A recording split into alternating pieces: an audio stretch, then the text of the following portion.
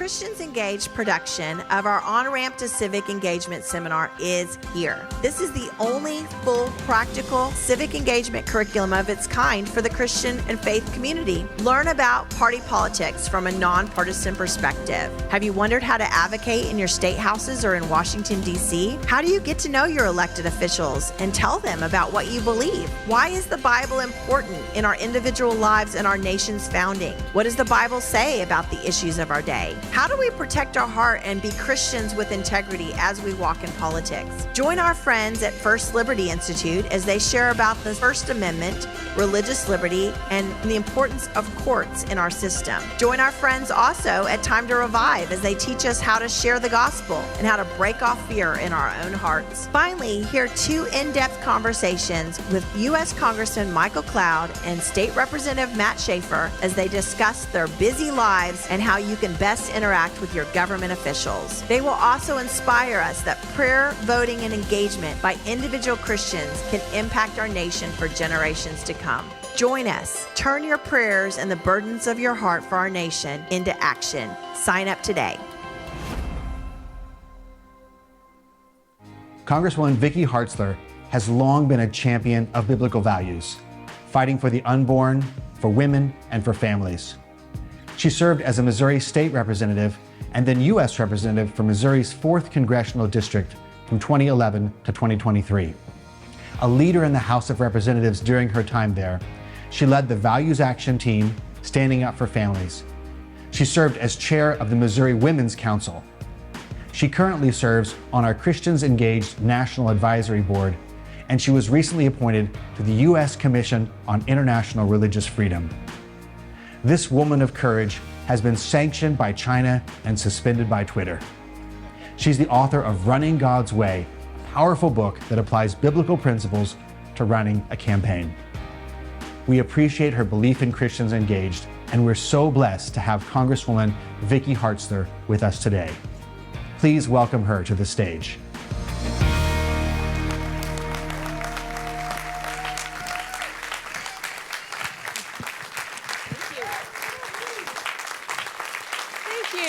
Good morning.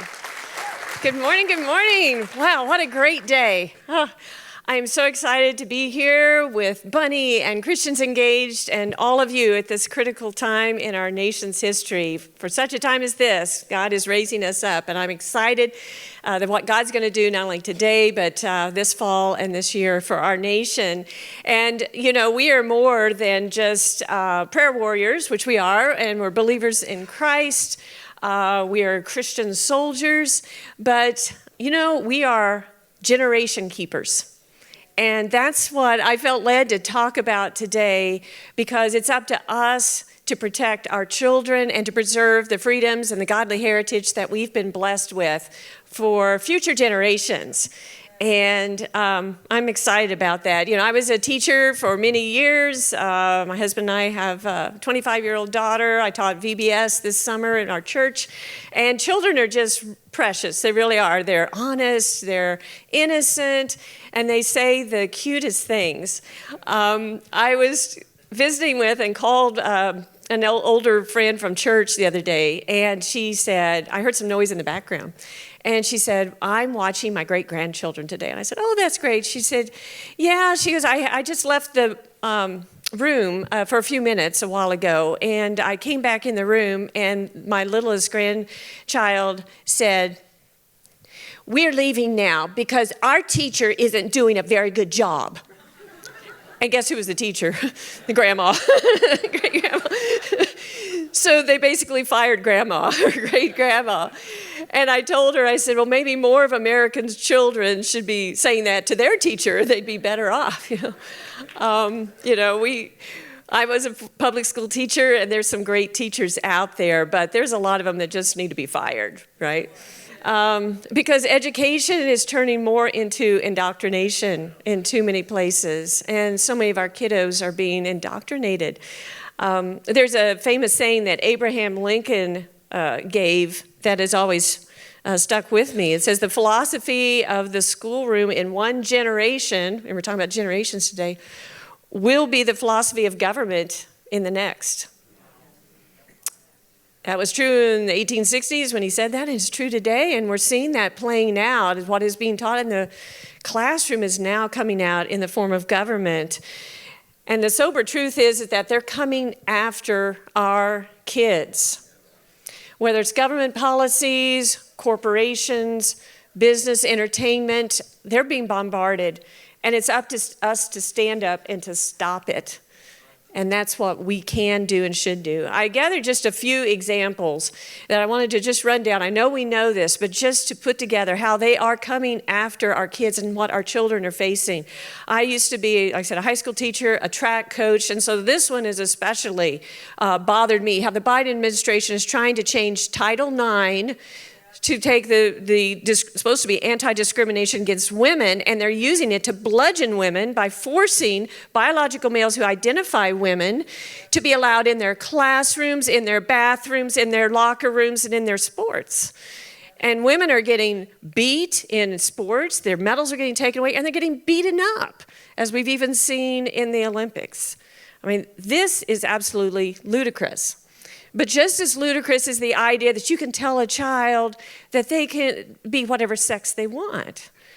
I mean, that is awful. And then on top of that, to encourage them to have permanent changes to their body and surgeries when they're confused. And liberals say that this is compassionate. Well, I say it's not compassionate. It is child abuse. And it needs to stop. And then there's Planned Parenthood. I saw the statistics the other day. They are our largest provider in schools across America of teaching sex education. 1.2 million of our children being subjected to Planned Parenthood's tutelage, which covers topics like prostitution, gender identity, LGBTQ skills, and how to get an abortion without parental consent or notification. Then there's the federal government, I read the other day, which is promoting a new form of mental health care for our kids in school, and that involves, yes, meditation, yoga, and mindfulness techniques based on Buddhism and Hinduism. I say if they want kids to stop having mental health, they shouldn't have kept them out of school for 2 years during COVID. They should quit telling them that they can change their gender identities. They should tell them that Jesus loves them and has a plan and purpose for their life. That's the answer to mental health problems with our kids. But corporations are now bombarding our kids. I used to look forward to the Scholastic Book Fair. You remember that? You go in and you get to pick things like Clifford the Big Red Dog and all those good books. But now they've changed their policy, and schools cannot opt out of also our kids being subjected to books like Gay Club, The Witch Boy, Rainbow Revolutionaries, and My Moms Love Me. Disney Pixar produced a film a couple years ago, Buzz Lightyear. I was excited about it. How many of you like Toy Story? I mean, wasn't that one of the best movies, you know? It was good. So, oh good, they're making a Buzz Lightyear. Only they had to put in there a lesbian character who is married, who kisses her wife, and who raises kids. And not to be outdone, Nickelodeon's Paw Patrol, which is such a popular, cute cartoon, they now have introduced a non-binary character that wears rainbow-colored clothes. Is it any wonder our kids are confused? Is it any wonder that they're depressed and distressed and suicide rates are an all-time high? We're in a battle. But we're the generation keepers that can turn this around, that we are being called today to stand up for our kids and to protect them. And now is the time to reach them. God has made them so their hearts are tender towards Him, and He has a plan and purpose for them, and they need to know that He is the truth and the way and the life, not Washington's version of truth, not Hollywood's version of truth, and not the school's version of truth. Jesus said, "Let the little children come to me." You know, that was true 2,000 years ago, and it is still true today, where Jesus is saying, "Come to me, I have a plan and a purpose for your life." It's not a coincidence that according to a survey from the National Association of Evangelicals, 63% of individuals become a Christian between the ages of 4 and 14, and an additional 34% become a Christian between the ages of 15 and 29. So altogether, that's 97% of individuals come to know the Lord before age 30. Just curious, how many of you came to know the Lord before age 30? Yeah, that's what I thought. And governments who don't honor God know this as well. They know how tender they are. And they have sought to mold children, not according to God's words, but according to their own devices for evil purposes. Back around World War II, there's something called Hitler Youth. And it's an evil initiative. It was designed to indoctrinate children to Hitler's ideology.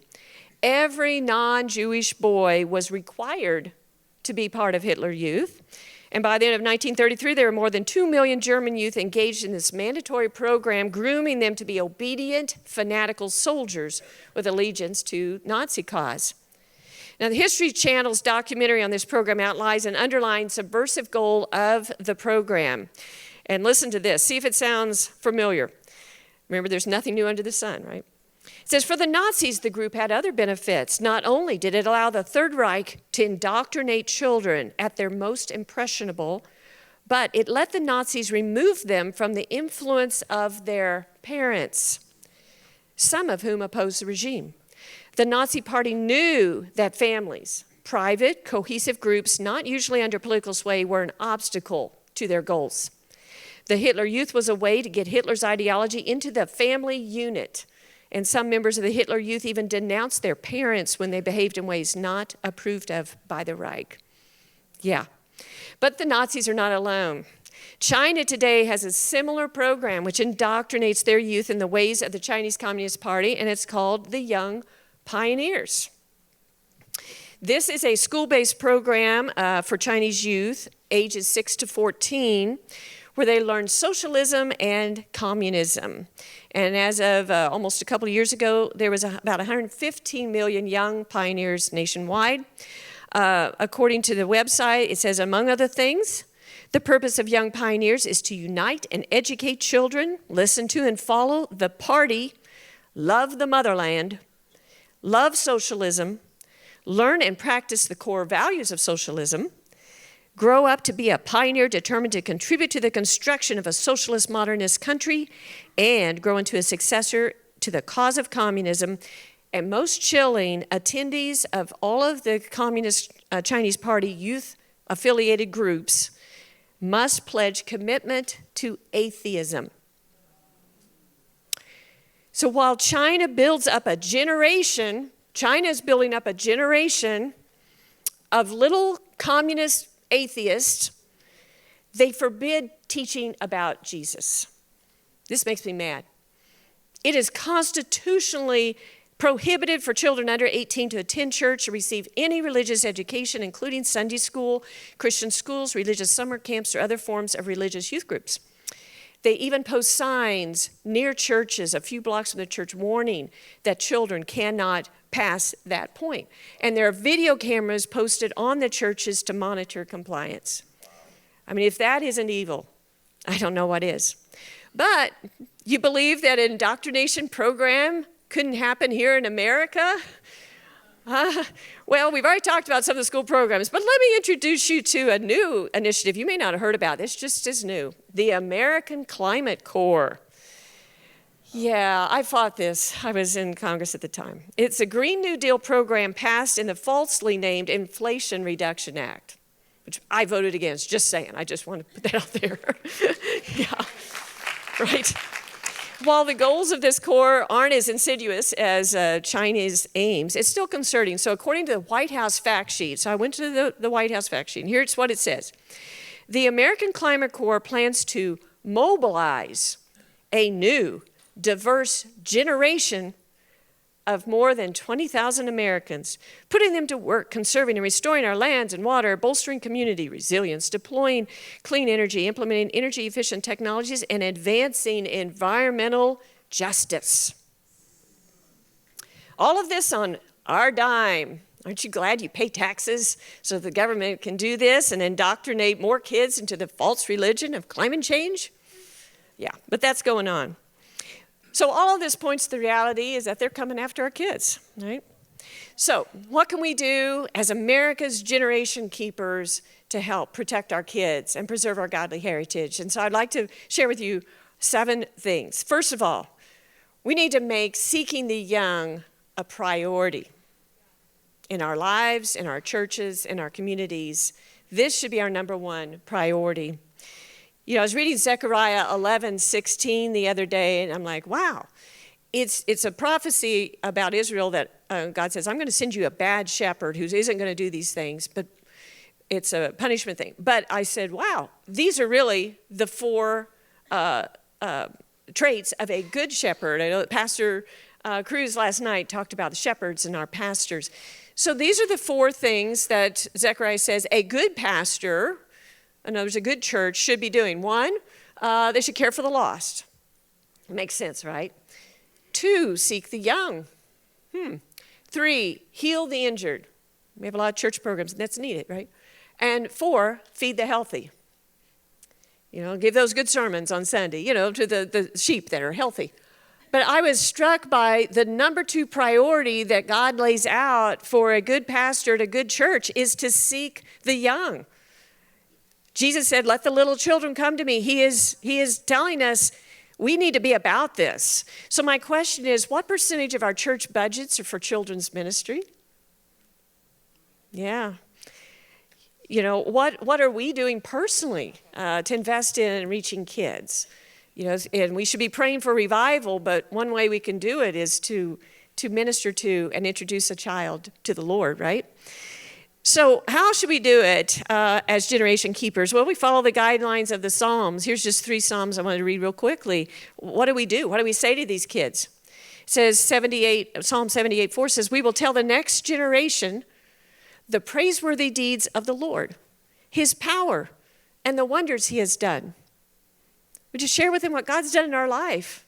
Yeah, when I was your age and I went to school, you know, I had a hard time studying for tests too, but I would just pray and God gave me a peace. And, you know, I got a B on that test, you know, and you know, just little things like that. You're putting into them, you're telling them about his power, praiseworthy deeds, things he's done.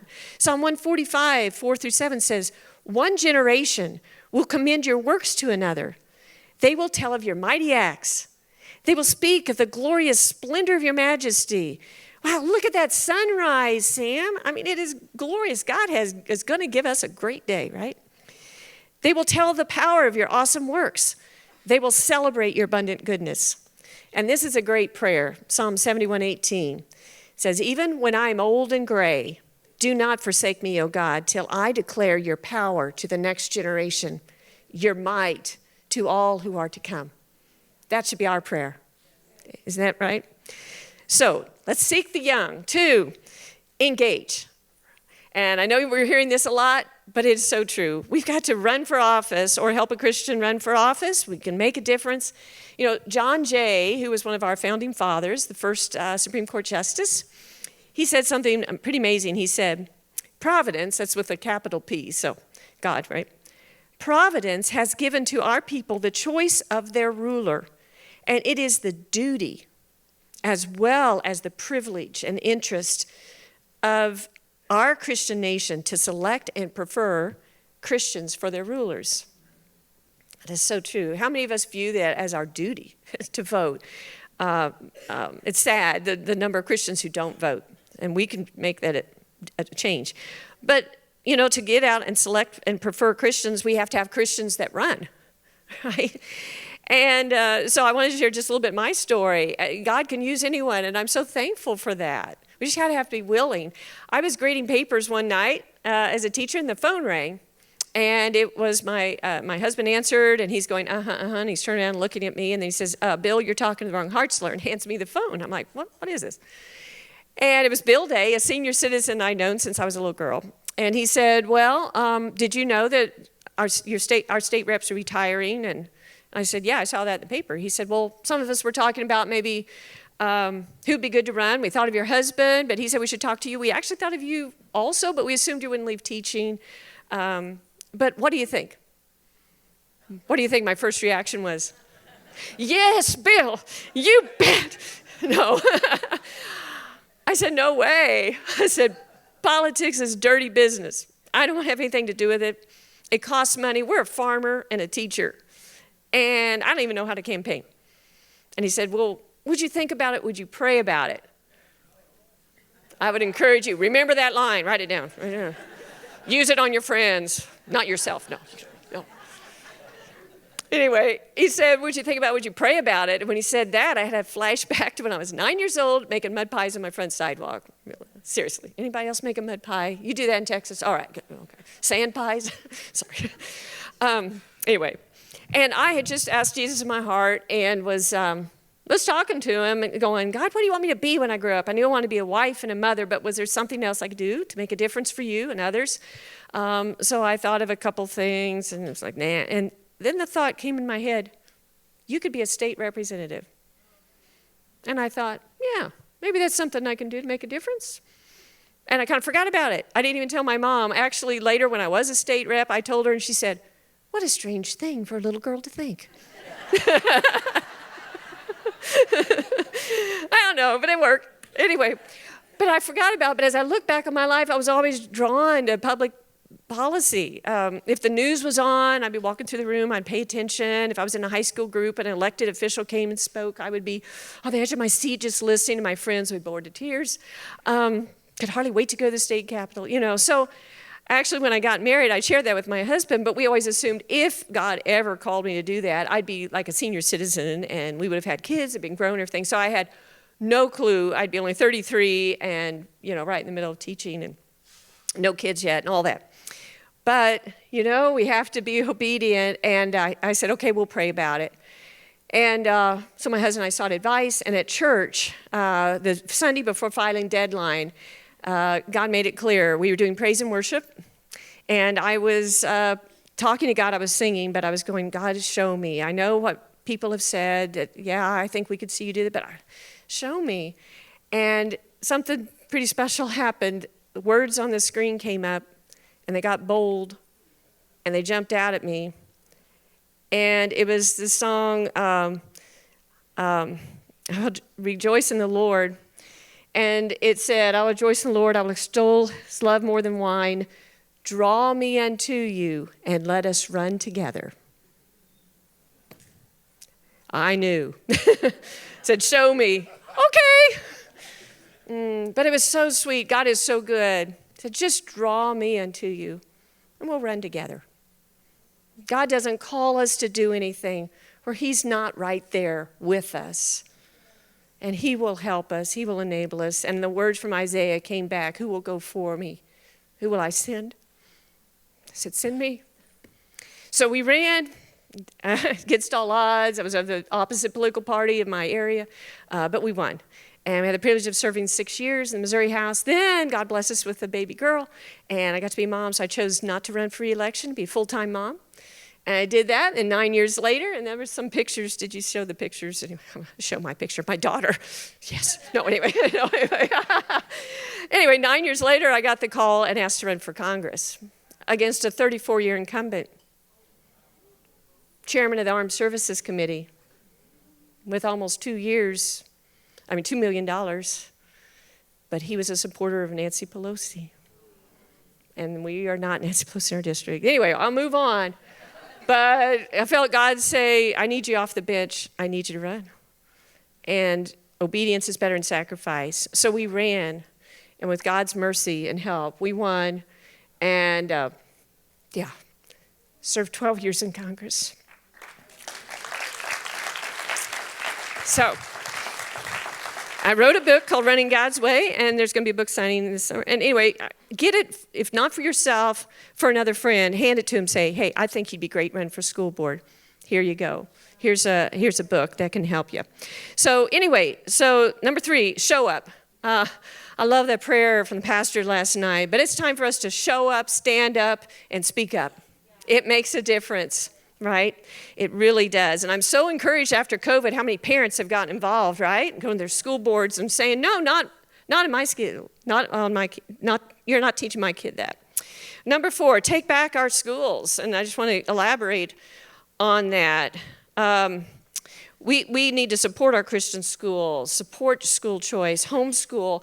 But I would throw out there too, we need you to follow the calling and become a public school teacher. It's a mission field. Those kids need you. They need to see a Christian example of one adult, at least, in their school who they know prays, who is married and loves their husband or wife, who goes to church on Sunday. So pray about that. 5, support values-based education. Entertainment. Money talks. And we've had success here lately, and let's keep it going. We've seen big corporations like Target, Lowe's, John Deere, Harley Davidson over the last year back down, and we have power with our money, so let's exercise it. 6, vote. We are weeks away from determining who the leaders of our community, our state, and our nation will be for our children. Are they ones who are going to uphold godly values? Support those things? Or are they ones that are going to support policies that hurt our kids? There's a lot at stake. And let's not squander that opportunity. As was said earlier now, Speaker Johnson appointed me to the U.S. Commission on International Religious Freedom. And I've always felt passionate about our Christian brothers and sisters around the world who are being persecuted, but it just has driven home even more how the majority of Christian brothers and sisters around the world would love to have the privilege of voting for their leaders. They would walk miles to do that. And so let's get out there ourselves and vote. And lastly, but not lastly, we need to pray. Pray for our nation and pray for our kids. I have a picture, I believe, of another quote of Abraham Lincoln. And it was on a pillow. I think it's the next slide. There we go. I made this for my mother once. I thought it was powerful. Abraham Lincoln said, "I remember my mother's prayers. They have always followed me. They have clung to me all of my life." My mother was a prayer warrior.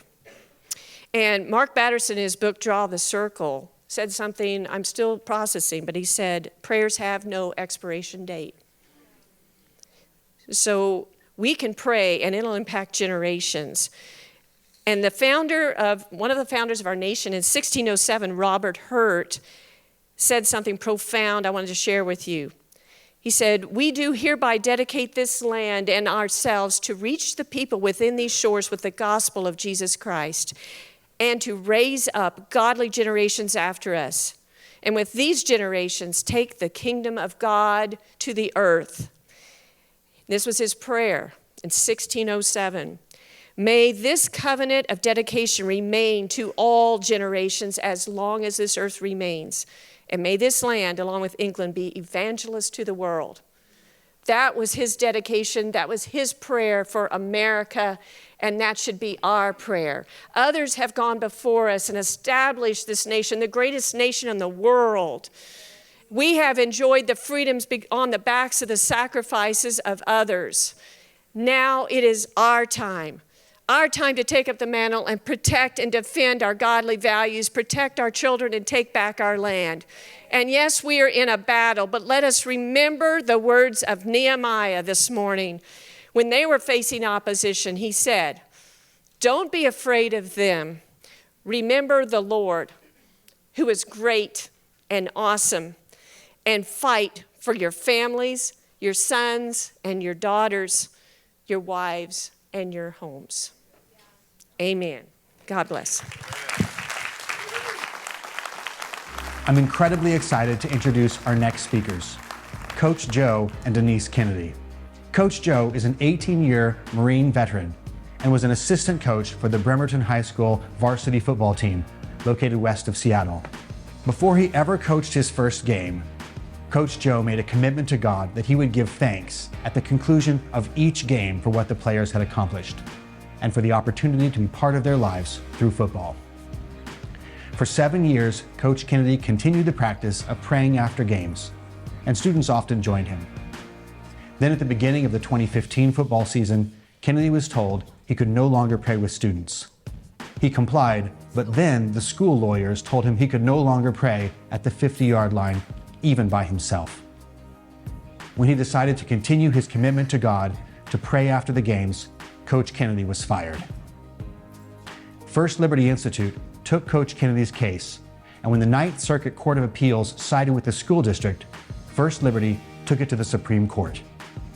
the Supreme Court delivered a huge victory for religious liberty in 2022 when it ruled that the First Amendment protects an individual engaging in personal religious observance from government reprisal. The Constitution neither mandates nor permits the government to suppress such religious expression.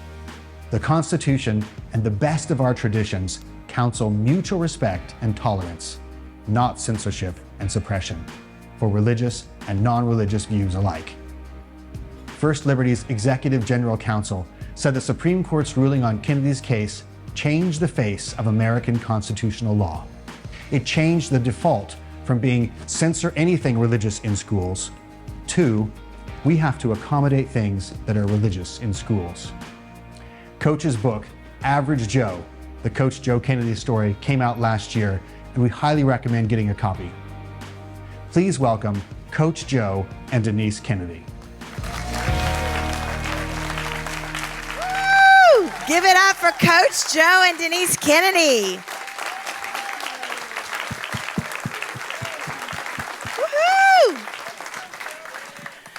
Woohoo!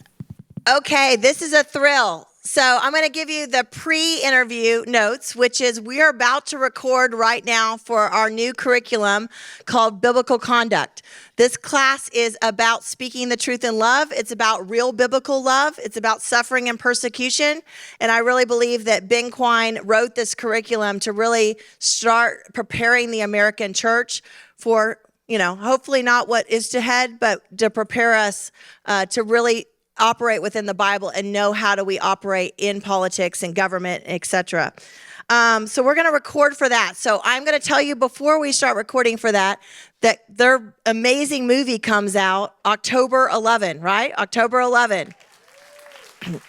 So thrilled. And I believe, Coach, is this the first interview that we've done, that you've ever done, you and Denise together? Yes, it is. Is this on? Yeah. Yeah. Okay. Yeah.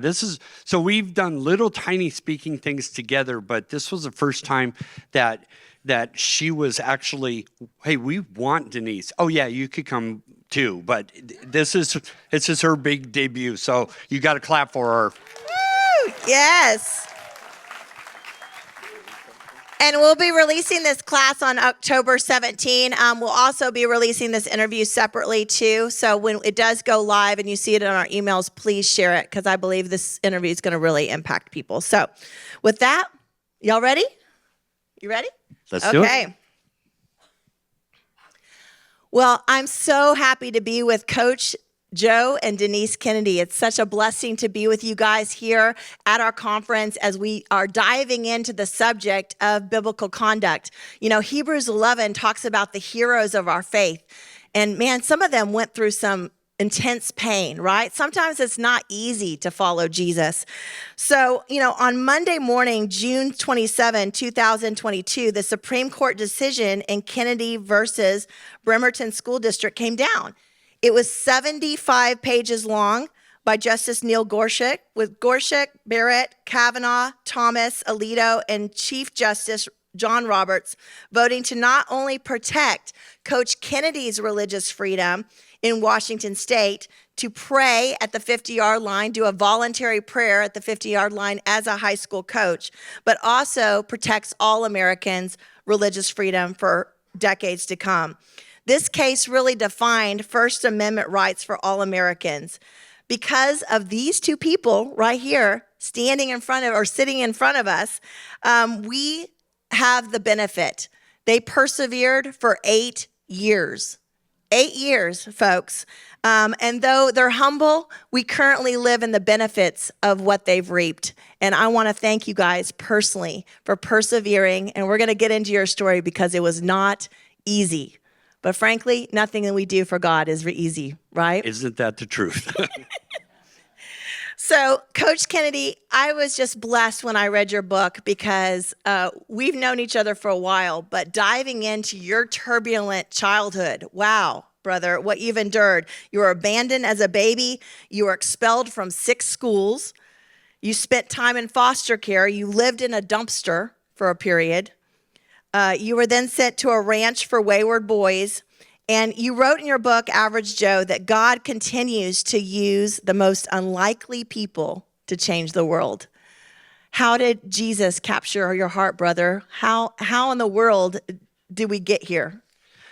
Well, when I was at the boys' home, leading up to that, I was just the most angry kid you could possibly imagine. And I was a terror. I deserved to get kicked out of the house and be locked up. I mean, I was horrible. And I don't blame any of anybody that, like my parents and stuff, that kicked me out, because I was that bad. And I had so much rage and so much hate in my heart, I didn't know what to do with. So when I was at the boys' home, I had a couple people that were always speaking into my life. And one of them drove us out to the middle of this.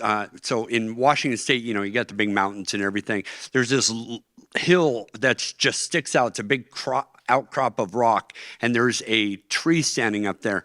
And he basically says, he goes, "Look at that tree up there." He said, "That's you." And I'm like, well, that's not cool, because it was all gnarled up and really busted looking, you know. And I couldn't understand. Well, what do you mean? He says, "That's the toughest thing out there. Everything else has died around it, but it has withstand every storm, every single thing that it's thrown in. And even though it's in the rocks, its roots have found its way to nutrients and stuff." And it just, as a kid, it really floored me. And it kind of, he was putting those seeds into my head at that early age. It was, I don't know, 12 or 13 when this was going on. And then I was an atheist for the rest of the next 30 years or so.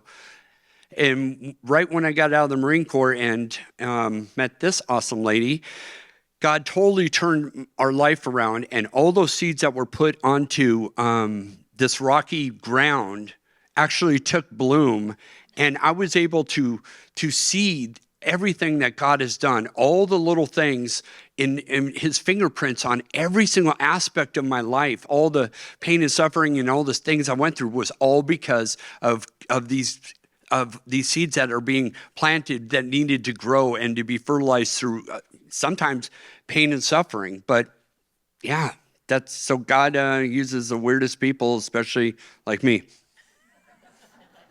I love that. So you referenced you were in the Marine Corps, went to Desert Storm. Those are amazing stories. And then you became an assistant football coach at Bremerton High.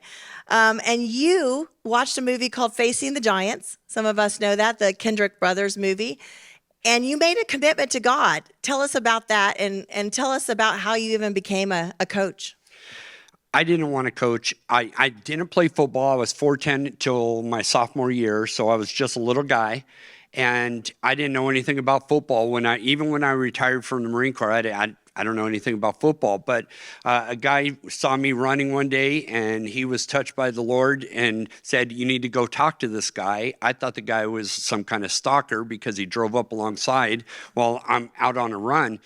And he struck up a conversation, said, "We need coaches." And I was like, "Yeah, that's great." Well, little did I know he was the athletic director for the school district where my wife worked. So they kind of tag teamed me for a better part of a year or so, trying to get me to do it. And she said, "Well, maybe God is trying to call you for something." So I agreed to go to the interview, and it was hilarious. They were like, "So you don't know anything about offense?" And I'm like, "Nope." "Defense?" "Nope." And the head coach looks over and he goes, "Is this some kind of a joke?" And he goes, "What could you possibly bring to our program?" And I was like, well, team building, discipline, getting these young men to be better young men. And they realized they need something like that. So I went home, we talked about it. We had 2 kids in the high school at the time. She worked at the school district. So I was sitting there in my living room in the middle of the night, flipping through the channels, and Facing the Giants came on. And it was like the Kendrick Brothers. And even though the movie might have been not the best quality, it was that God's hand came over there, grabbed my heart, threw me to my knees, and I was bawling my eyes out. I was crying so hard because it was the first time I ever heard what my actual calling was. And right there on the floor, thank goodness I didn't have any other witnesses that was there to see me bawling my eyes out. But I was like, just like in the movie, "Lord, I will give you the glory after every game, win or lose," right there on the battlefield. And so that was my covenant with the Lord. So beautiful. Denise, he fell in love with you. I read in the book when you were 9. That is amazing. Tell us a little bit of the backstory of your relationship and how you guys finally got together. Yeah, so when we were 9, I moved into the neighborhood, and him and his buddy were riding their bikes, and his buddy said, "Hey, there's this new girl in the neighborhood. Really cute girl. I want you to go up and ask her if she likes me." And so Joe was like, "Yeah, whatever." So he came down the driveway. I was outside, just digging in the dirt, honestly. And he came up to me and was supposed to ask, "Do you like my friend?" What he did say was, "I'm gonna marry you."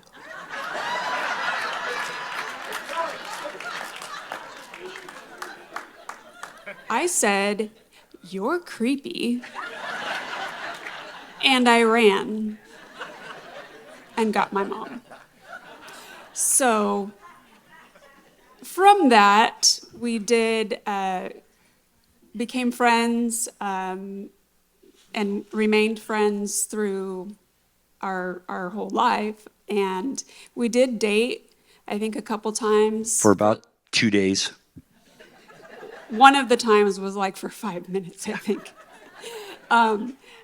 But we just stayed connected. And the really cool thing about that, which we neither one knew, that years from that point, God would bring us back together, and we both knew each other's stuff.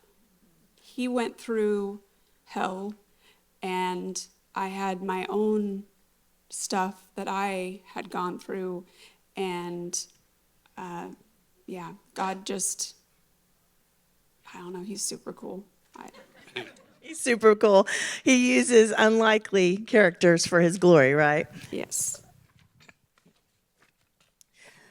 So, Joe, you had all these past struggles, and then all of a sudden you're like leading young people in leadership and mentorship. I love that. And you were praying this private prayer on the 50-yard line after every game for years with no incident. And then what happened?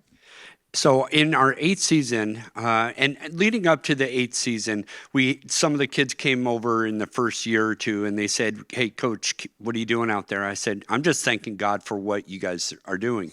They asked if they could join, and I said, "This is free country. Of course you could join. This is your team. Do whatever you guys want to do." So they started coming out, and then in the 8th season, we had every single team in our league praying out there after games on the 50-yard line. It might have taken 8 years to plant those seeds, but we were diligent in offering, or the kids would go and offer if the other team wanted to come along and join us. And it became a thing in our entire community in 3 different counties that we were all praying together on the 50-yard line. So it was really, really awesome that it started out that way. And then, what was the question? When did it become an issue? Oh, the issue. Sorry. Yeah, I see squirrels. Sorry. So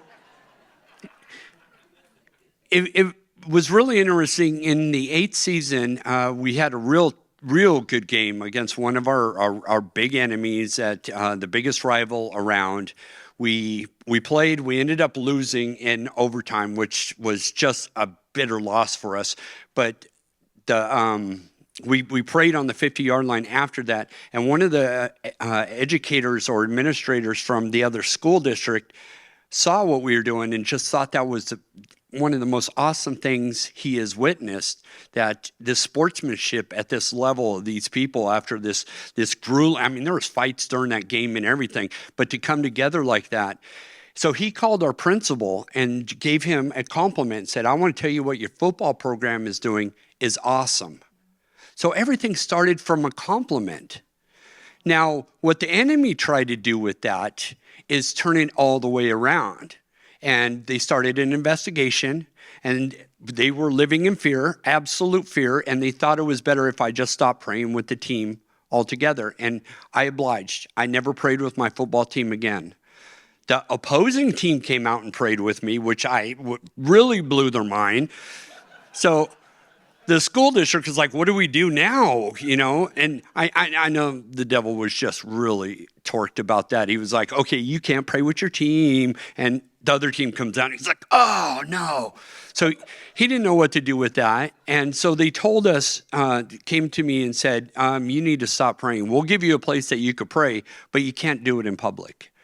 And that's the part that rubbed me the wrong way, because I'm a hardcore American, and I was big time American and fighting for a constitution at a very early age. That was one of my first loves. She was my first. The second was our country, serving in the Marines.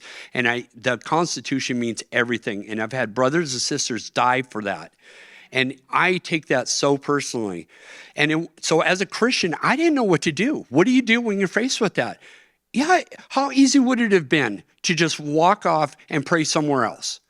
But it wasn't the point of that. The principle of it was no one in America should have to hide their faith in the public square.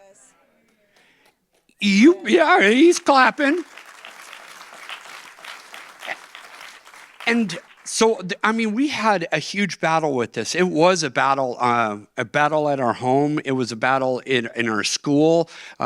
People were turning on each other. I lost my football team. I had to make the choice between my faith and my job. And this was my perfect time to set an example for my players that you do what's right.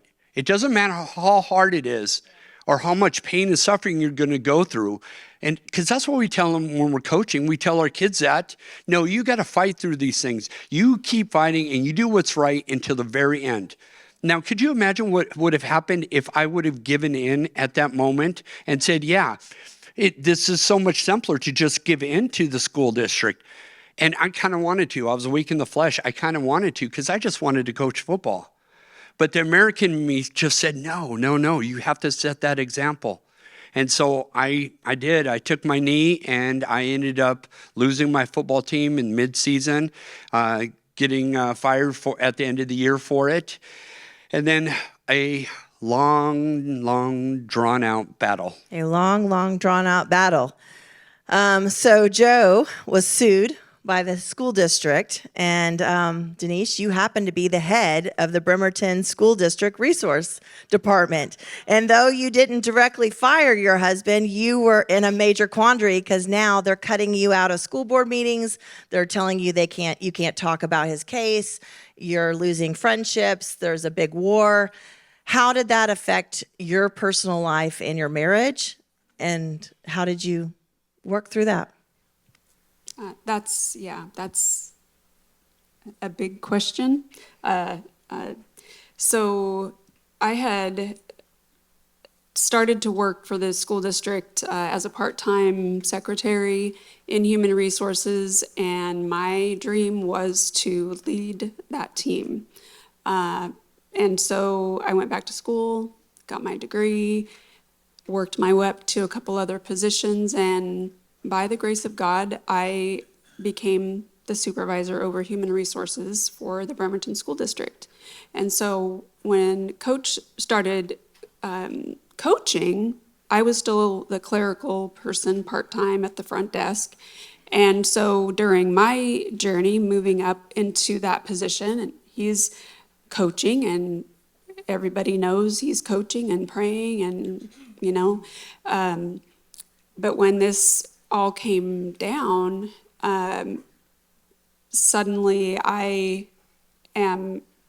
so my job was to do investigations. So had it been anyone else, I would have been leading that investigation.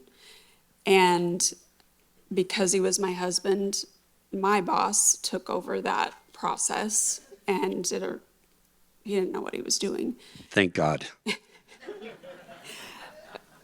And so everything was going on around me that was my job, and it was my husband serving on the superintendent's cabinet and meeting every week in his office with the other leaders of the school district and pretending that that elephant wasn't sitting right smack dab in the middle of that conference room table was challenging. But then being asked to leave the room so that they could discuss the Kennedy case was really tough. And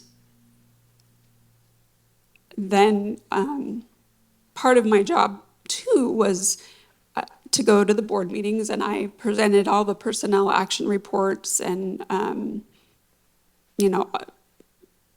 all of the policies, procedures. That was my job.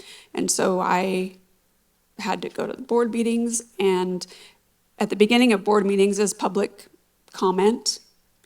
And for a very long stint of time, I listened to people stand up and speak horrible things about my husband, and even had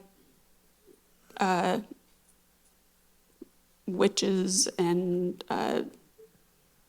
Satanists in full garb be allowed to go up and speak. And I, at one point, and I was frustrated with myself that I had to get up and leave, but I couldn't take it. And so, it was frustrating. And I went through a time very resentful. And because he was such a fighter growing up, and I knew he was a jerk as a kid. I mean, I just gotta be honest. So any authority, he was gonna fight the system. So part of me was, going through this, and I was like, okay, I'm tired of this now. Can't you just stop? I mean, really, come on.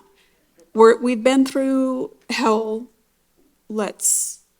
Enough is enough. Because I'm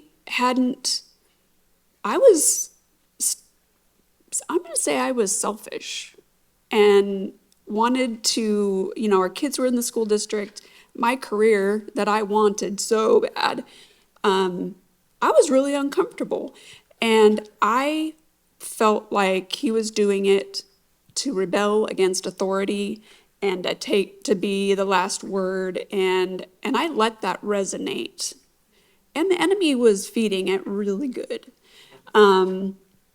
And it wasn't until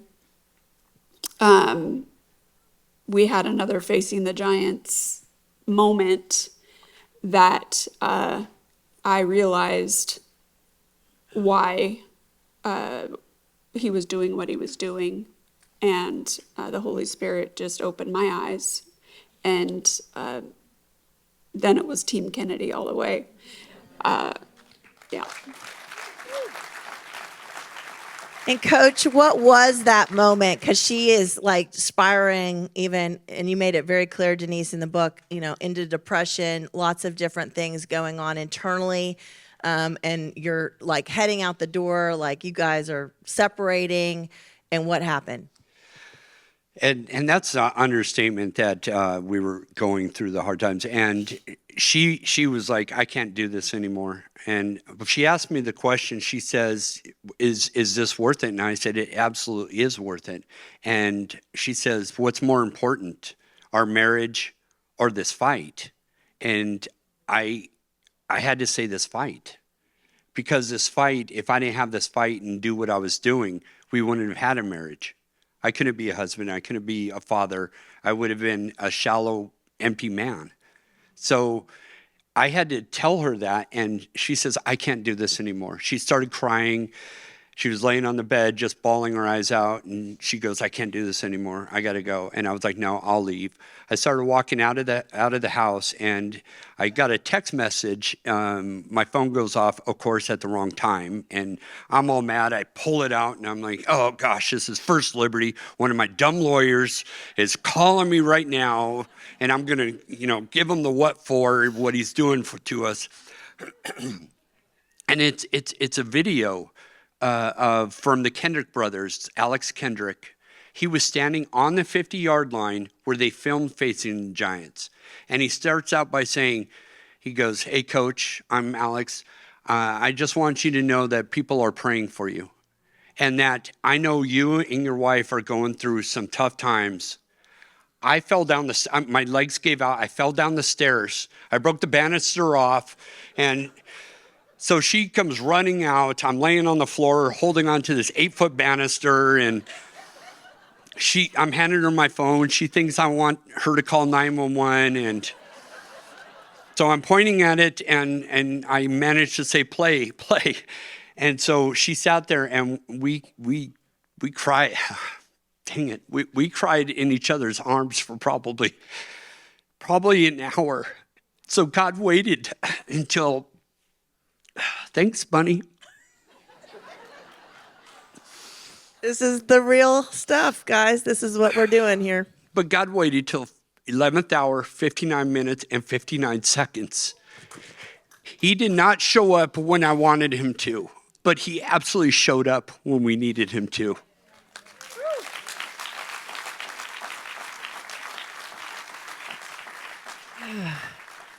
So in a minute answer after that emotional crying. Thanks, by the way. Thank you. I need you in layman's terms to tell us, you went all the way to the Supreme Court. We got a little hint from a justice, and then we had to go all the way back down and go all the way back to the Supreme Court. That's why it took so long. Can you explain that to us in a minute? In a minute? So... we lost 7 times, lost. 7 times in a row, we get finally, the Supreme Court did give us a roadmap of how to get back. Now, the lower court ruled that any demonstration of faith in the public square could terminate you. That's what was ruled on up to the Court of Appeals. So if I lost this, everybody in America would have lost all the religious freedom in the public square. This is what was already on the books at the Court of Appeals. And so this is the weight of the world on our shoulders. I wasn't worried about winning. I was worried about losing and what that meant. Now, the Supreme Court, they do take into account the facts of the case and the Constitution, and they weigh those out. Now, what they did is give me back my job and let me pray. But they had this old thing on the books, which you could probably explain a lot better. The lemon test. And it's been 50 years that this stupid law has been there in this test, which has stifled religious freedom for 50 years. So you hear the separation of church and state. This has been their mantra because you can't have those two together, because the free speech and the free exercise, they are opposing forces. Basically, that's what the old law says. But these justices overruled that over 50 years of precedent. Over 7,000 cases were overturned. And now we have more religious freedom in this country than probably all of us have ever had in our entire lives right now.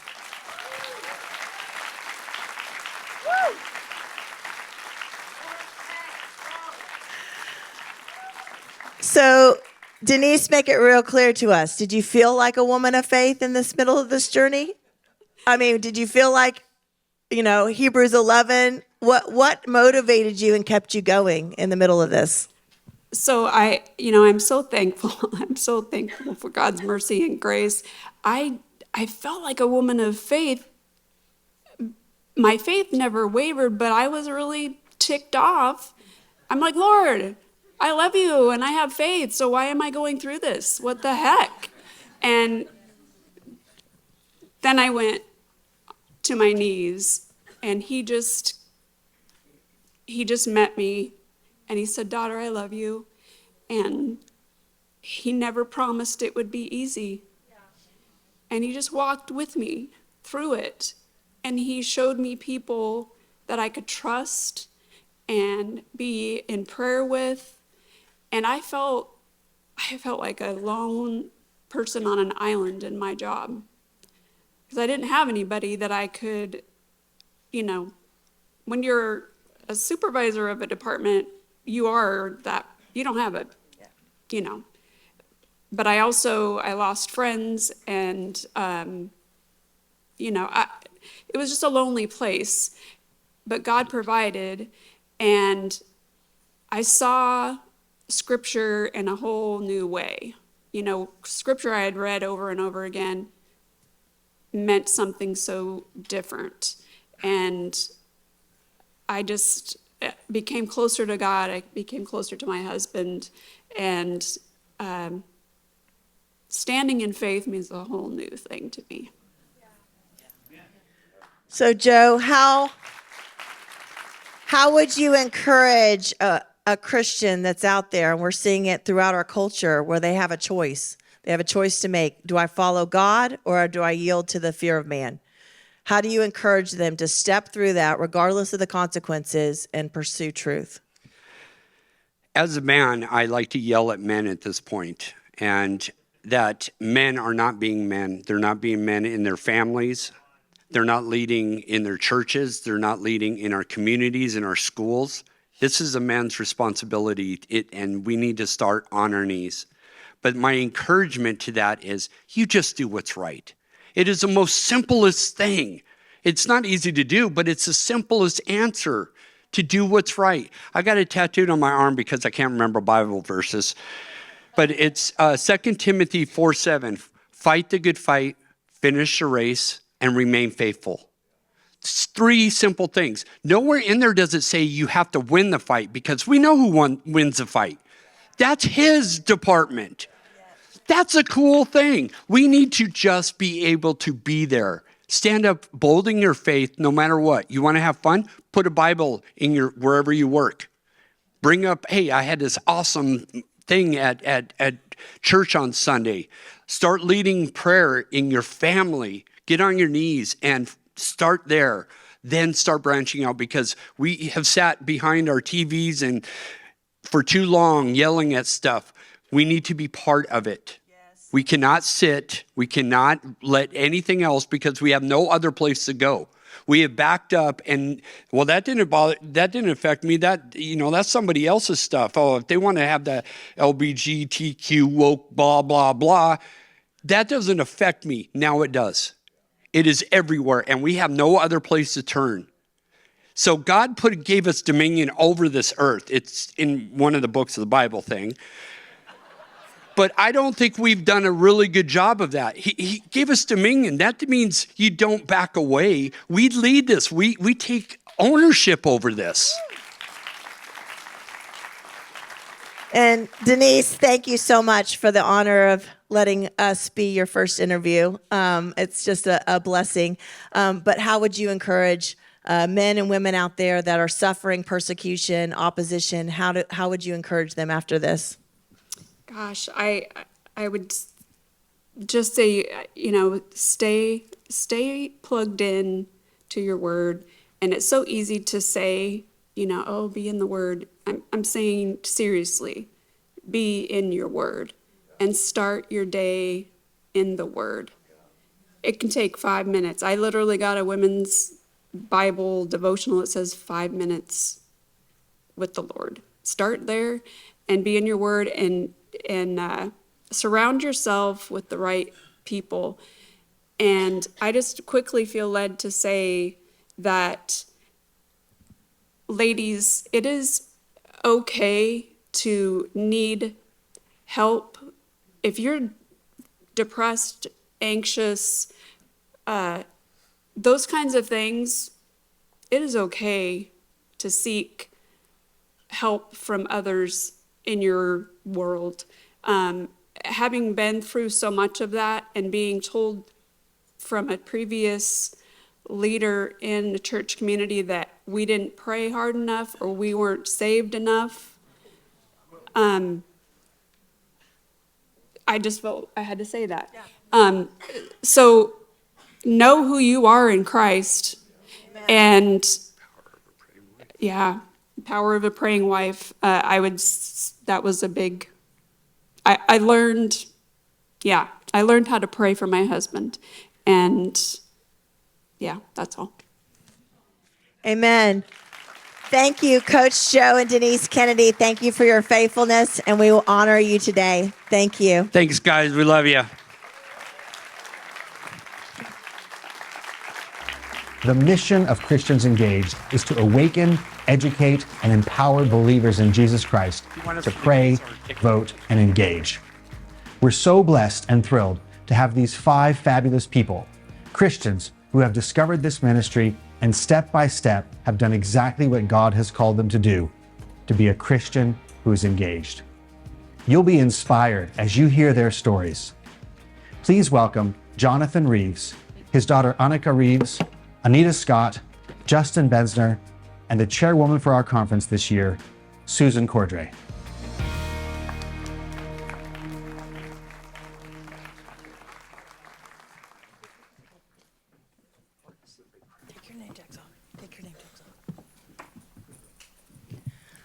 All right. Well, this is an incredible time because we get to share amazing testimonies of what God is doing, not just through this ministry, but through individual Christians around the country. So will you welcome Annika Reeves, her father, Jonathan Reeves, Anita Scott, Justin Besner, and Susan Cordray. Woohoo! Woo! So, Annika, I want you to tell a little bit about how you got involved with Christians Engaged and kind of what God's been doing in your heart through that. Awesome. Yes, thank you. Yes, so I got involved with Christians Engaged about 2 years ago now. Bunny came and spoke at a church that I was attending at the time, and I'd never heard of Christians Engaged or Bunny before, but I was leading worship. Actually, I was at the piano, and Bunny came over to me, and she prayed over me, and I've always had a deep call and a deep passion in my heart for freedom, liberty, biblical justice, and truth. And that night, Bunny came over to me, and she prayed those things over me, and that's something that I really had only talked to the Lord about until that time. And so in that moment, Bunny saw the anointing of the Lord on my life, and she called it out of me, and she called me up. And that's really what this ministry has done for me, calling me out and calling me up. And so the first time I heard Bunny say she was called to be a missionary to America, those words pierced my heart, and I had this deep conviction where I knew in my spirit I'm called to that too. And so I ended up going to a women's retreat with Bunny, and just amazing community of Christians Engaged women that year. And then last summer, I went on the first Washington, D.C. trip, which radically changed my family's life. My parents came with me, and you'll hear about that from my dad in a second. And then I went this past year to the Christians Engaged Washington, D.C. trip again, and I brought my grandma with me, and I'll probably go again next year. I highly recommend it. It's awesome. You're a Christian Engaged addict, and we're so happy to have you in our life. So this young woman pulls her dad and mom into coming to D.C. with us, Jonathan, and I want to hear all about that and what it led to in your life, brother. Well, you turned my life upside down, Bunny. So I go on this trip to Washington, D.C., not having really any clue what was about to happen. And we go to a banquet room in this restaurant to introduce ourselves to the 50 or so people that are on this trip. And so I stand up and introduce myself. And I took the Christians Engaged tagline, pray, vote, and engage. And I said, well, I've always prayed and I've always voted, but then I would just complain. And for those of you that have followed the ministry, you've probably read that quote somewhere, and that was me. And so, but as soon as I said that, I realized God was going to work in my heart because, number one, God hates grumbling and complaining. And I realized in that very moment that I had become part of the neutered American church like Bunny talked about last night. And I knew I had to make a change. I had to do something different. So over the course of that amazing trip, God was working on my heart. And I got to give credit to Bunny. She's got an amazing network up there. We met with 10 lawmakers in person, 2 U.S. senators, 8 congressmen. And what I realized is while they're impressive people, they're just people like you and me. And I realized that the world of politics is very approachable and accessible. It's not like what the talking heads on TV make it out to be. And so God worked in my heart. So anyway, long story short, I get home, and by divine providence in my life, I get a call from a local pastor who is involved with Christians Engaged. I didn't even go to his church at the time, but he's very active in the community. And he called me and he said, listen, there was a city council member who vacated their seat this last week, and there's a special election. Would you consider running? Well, unlike the Honorable Congresswoman from Missouri, I didn't have to pray about it because I just came back from this amazing trip. So it was a loaded question, and I was like a rubber band, ready to fly. And so I immediately said yes. So I threw my hat in the ring, and I won. And a follow-up question to that, Jonathan, is how have you seen the body of Christ? And we've got like 5 or 6 pastors that work with Christians Engaged in Rowlett, Texas. How have you seen the body of Christ come together, and how has that impacted our city? Yeah, it's great. My election was actually a real good example of that because there was 4 candidates for 1 seat for the city council seat, and none of us received over 50% of the vote. So immediately go to a runoff, the top 2 vote getters. Well, the deck got stacked against me immediately because the other 2 candidates plus the sitting mayor all endorsed my opponent. So it looked like my goose was cooked. But for the pastors, so there are 37 churches in my city. There are 17 pastors that get together on a regular basis. And mind you, they're not just church focused, they are kingdom focused. So they come together and they pray for the city for revival. And they supported me. And in fact, some of the pastors allowed me to come in and introduce myself to their church and introduce myself, let them know I had a Christian worldview, et cetera. And it was the body of Christ, it was the church vote that made the impact that got me elected. And since that time, we're seeing the pastors' engagement increasing because they realize that when they get engaged, that they can actually create change in their community. Woo! And you flipped the city council and you pushed a change in the city. Can you say about that too? Well, every city has things that if someone doesn't believe in God and have a Christian worldview, they have an anti-Christ worldview. And we see that in policies all across the city. And the city I'm in has no exception. It's all the stuff you see in the headlines with the social war and the spiritual battle that we're in today. And I think Nehemiah gives a really good example of what we're all called to be, and that's watchers on the wall with a shovel in one hand and a sword in the other. And so we're able to bring godly policy to the city and make changes there. So good. Anita, you came to our first conference 4 years ago and have become a Christians Engaged addict as it comes to events, so thank you. But what happened? What happened that first conference, and what has God done in your life? Yes, I just want to confirm what she's saying. I'm such an addict, I decided to wear orange and white and black, just like, I know, we didn't plan that. You're my sister. That's right.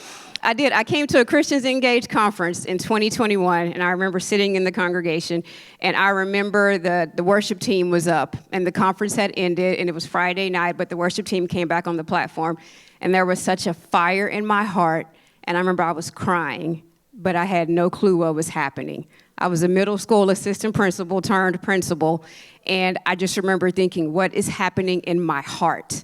And people were coming by to say hi to me, and all I did was just divorced myself from reality just to hear from heaven what was happening in my heart. And the very next year, I decided to run for school board in Arlington, where I live. And it was literally because I had decided the people need to hear the opposite side. They need to hear a different sound. And I remember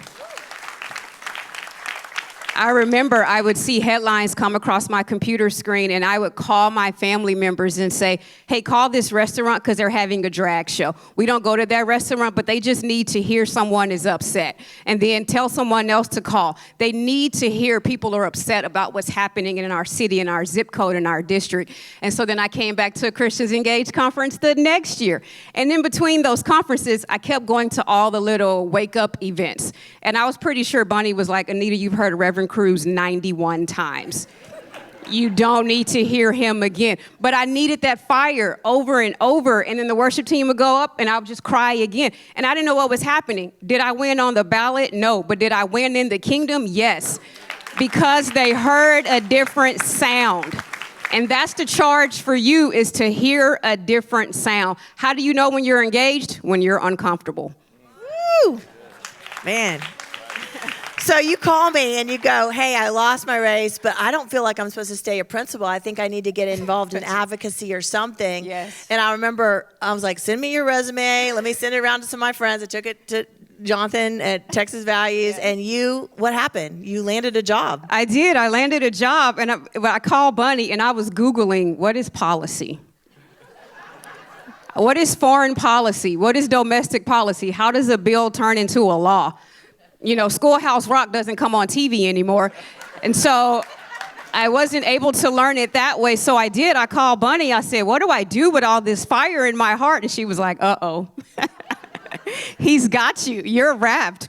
And so I started sending out my resume again after she looked at it. And then an organization called Texas Homeschool Coalition, they called me. And I remember I was at home one Friday. It was an early morning phone call, and I had never heard of Texas Homeschool Coalition. I didn't tell them that. And so I'm on my phone, and I'm Googling. I'm like, Texas, yes, you're a statewide advocacy organization. That's right, yes. And you are in Austin every legislative session. Right, I love that. Tell me more. Right. And so they called me and asked me to be the policy director. I didn't even know who they were, and I didn't have any policy experience except I ran for office and I won in the kingdom. But I was just thinking, no, you don't want me to be the policy director. I'll come in and be a policy analyst. And they said, actually, no, we've heard you speak before. And we know the Lord is doing something in your life. And that's because I had been chasing Christians Engaged, and I kept staying near the fire. Stay in the fire. Stay in the fire.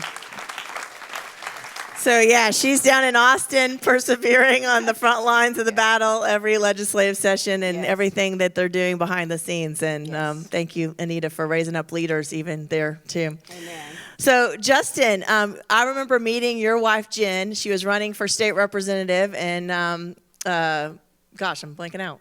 Bastrop County and other counties, and prayed with her. And then we met.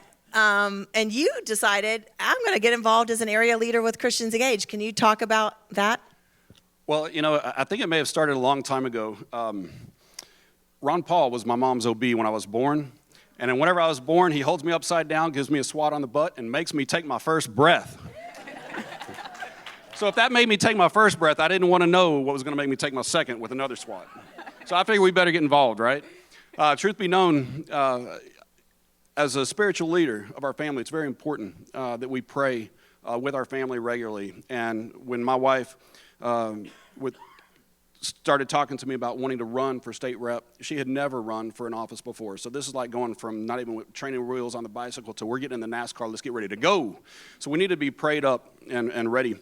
And so she meets Bunny, comes home, tells me about Christians Engaged, and I get online, start looking at Christians Engaged, and recognize that, hey, this is an organization I need to be involved with. And frankly, Christians Engaged filled a void left by my church who would not even acknowledge politics. So I'm very thankful for what Christians Engaged means to me and my family. And for us, it was at the right time, at the right place, and the right hour for our family. Woo. And I love the Bastrop County story because you got actually a couple other area leaders involved. We've done more classes, more church engagement there, I think, than anywhere else in the country. And you started that. You didn't finish it all, but you started it, Justin. And then people started seeing you around the county doing stuff, and they asked you to be a part of the leadership. Can you talk about that? Yes, and let me tell you, something that's not been talked about with Christians Engaged is when you're around a body of believers that know the right thing to do, they will hold you accountable. And let me talk about that for a minute. I was approached by our county chairman, Justin, I'd like for you to be the vice chair. You can learn some things for a couple of years, run for the chairmanship.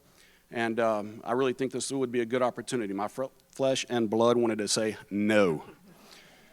But I said I would pray about it, right? That's what we're supposed to do, pray about it. and I'm not getting an answer one way or another from God. I'm praying about it, and I know that I'm going to be seeing Bunny. I talked to Bunny, and I'm thinking, maybe she'll share some wisdom with me. And she says, there's this guy you need to talk to by the name of Lance, the longest serving county chair in the state's history. And I give Lance a call, and we have about a 30-minute conversation. And it was right then and there at the end of that conversation that I knew I needed to be obedient to this call on my life.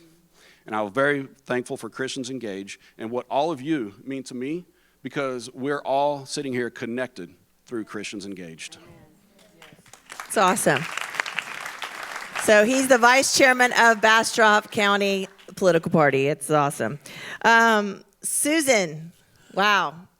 Susan is the chairwoman for this conference. We would not be here without Susan Cordray. But I love, Susan, you were connected with Time to Revive, our evangelism ministry, and then how did you get connected to Christians Engaged, and tell a little bit of your story. Okay, well, it's definitely an answer to prayer. In 2020, my heart was really burdened for our nation, but mostly for local government. I didn't really understand local government. And so my friend sent me a link to this organization called Christians Engaged. And I'm like, okay, I'll check it out. I'll investigate. But that time, Bunny was doing the Psalms Bible study on Monday, very encouraging. And then I started listening to all the conversations because I had time to walk. And what really triggered me was she interviewed Kyle Lance Martin. And he and his wife, Laura, have a ministry, Time to Revive. You'll get to hear him. And my friend that sent me the link, and I had actually shared the gospel with that ministry for a week in St. Paul, Minneapolis.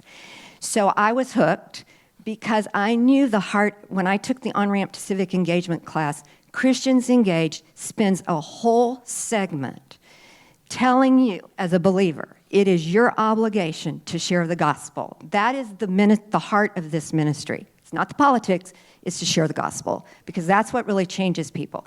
So I bought in. I have taken every class. I recommend you do. They will help you speak to policy issues, because economics and justice are policy issues. And the 3 tenets I think every believer should know. Prayer, it's our lifeline to the Father. Engagement is the Great Commission. And voting is the gift that God has given us to elect leaders who will articulate and put into place policies that allow us the freedom to do the other 2 to the ends of the world. Woo! Awesome, Susan. And when I say she's involved, I mean, she's talking to every person that lives on the planet about Christians Engaged. I mean, so many of y'all are in this room because Susan chased you down somewhere in a grocery store or at church. So thank you, Susan. But as we close out this segment, can you guys tell me in 2 to 6 words why every Christian should be praying, voting, engaging regularly for the rest of their life? As kingdom citizens, it's our job to step into our responsibility as ambassadors of the kingdom of heaven on the earth for such a time as this, and I believe until time ceases to exist. If you want to create a ripple, you have to throw a rock. Let them hear the other side of the opinion. Our future generations depend on you. It's not an option. Will you give it up for our amazing Christians Engaged team? Thank you, guys. Woo! And Susan, if you will stay here, I want to honor Susan Cordray as the chairwoman for the conference. Abby's bringing you out a gift, Susan. We love you so much. Will y'all give it up for Susan Cordray? Thank you, Bethany. I love you.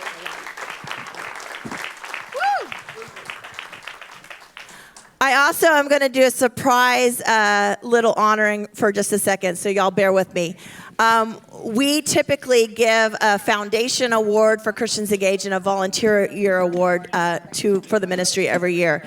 The foundation award has gone to Tracy Bradford, my first vice president, president of Eagle Forum that helped us start this, Ian Stagaman, our marketing and communications director that's literally built the 50-state solution to activate the church, Rafael Cruz, Congressman Michael Cloud, Scott Jones, our former vice president and now on our board for Family Policy Alliance, got it last year. But this year, our team really felt like we wanted to honor a pastor who literally opened up his church 20 years ago for me to get engaged, taught me how to go to my precinct meeting and make a difference. And that pastor the moment we started Christians Engaged was all in, him and his beautiful wife, Janet. He's on our on-ramp to civic engagement, has traveled around the state and even to Oklahoma for us, Pastor David Halverson. Where are you, Pastor David?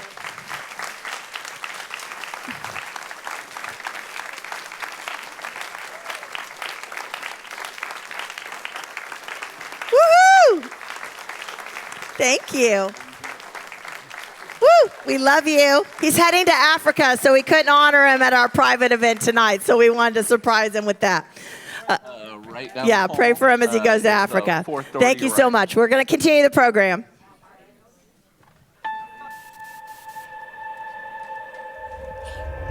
We are confronted every day with economic questions. Some are small, like which brand of toothpaste should I buy? But some are large, like what makes the difference between poverty and prosperity? How can we create jobs for those who need them? What causes financial stress on a culture? And how can we honor God in business?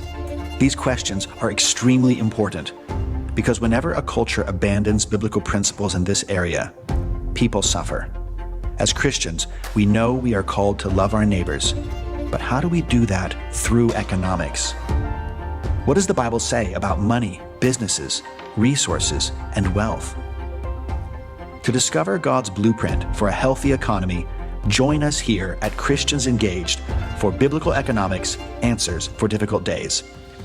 This critical course features 8 lessons of Bible teaching from Ben Quine, incredible guest interviews with experts on the topic from June Hunt, the Honorable Jeb Henserling, Doug Stringer, Governor Scott Walker, Pastor Chris McCrae, businessman Tony Pack, Kevin Freeman, and the Honorable Rob Henneke. If you want to be equipped with a biblical worldview on this key topic, and you want to know how to articulate it to others, then take this vital class today. America needs you.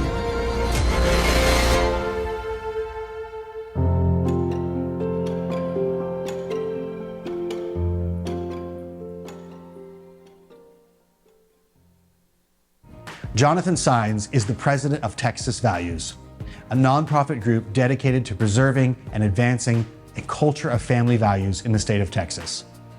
Texas Values is the family policy council within the Family Policy Alliance network, and they are our strategic allies for our work in Texas specifically.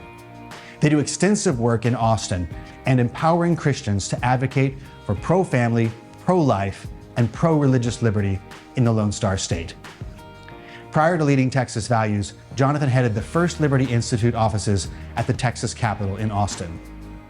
Jonathan received his law degree from the University of Houston Law Center and is a sought-after speaker and radio host. Jonathan has worked tirelessly to protect marriage between one man and one woman. In 2015, Jonathan was the leading statewide voice in Texas that helped defeat the dangerous LGBT Houston bathroom ordinance. We're so grateful for all that Jonathan has done and is doing for families in Texas. And we're thankful for this partnership as we empower Christians together to pray, vote, and engage. Please welcome Jonathan Saenz to the Christians Engaged Conference.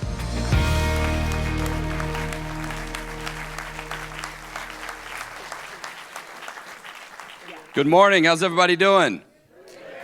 We're good? It's great to see y'all today. Thanks for having me a part of this event. Bunny and I have been friends for a long time and other members of the team. And so, I got my start in this type of work for faith, family, and freedom professionally as an advocate in the greater Dallas-Fort Worth area. Many of y'all may know I worked with Kelly Shackelford at First Liberty Institute for many years, and then he helped me start Texas Values and serves on our board. And so I owe a lot to this community and giving me that opportunity. There are turning points we have sometime in our lives that we never forget, right? And I remember the opportunity and the driving up from the Houston area where I was practicing law at the time, and having that interview with Kelly and the team was, just something that I was so excited about. But, I was taught when you get an opportunity, you don't let go of it. So when I did get that opportunity and I was offered the position, I was ready to go. But God had a lot in store. But I owe a lot to this community and people around this area for giving me that chance to do that. And I'm going to continue to serve in many ways and give back to the state of Texas, but also our country. Fifth generation Texan. So I've lived in Texas all my life. Both sides of my family are from the Texas area and the state, going back to almost when I think Texas was becoming a state. So pretty deep. So you could say I'm invested in the Lone Star State, okay? But I know that so much of the work that I do and the identity, the fabric, if you will, of our state has to do with core principles and values. So the organization I lead, Texas Values, we have three principles: faith, family, and freedom, right? We believe those have always been Texas values. If you look at the letter that Travis wrote in the Alamo, you will see these principles there. But for many years, people have been trying to take away those values from us, right? They want you to be ashamed to be a Texan, right? Now, you may not hear it as much as I do since I live in the northwest part of Austin, and our office is literally across the street from the state capitol. But can you imagine that? Somebody from California trying to convince you that you should be ashamed to be a Texan. Good luck with that, okay? But they do. They try that. And it's not just redefining marriage, redefining so many things, trying to redefine and convince you that there's no real beginning of when life begins in the womb, trying to convince you that there's no difference between men and women and that it's okay if women compete against men in sports, and a whole variety of issues.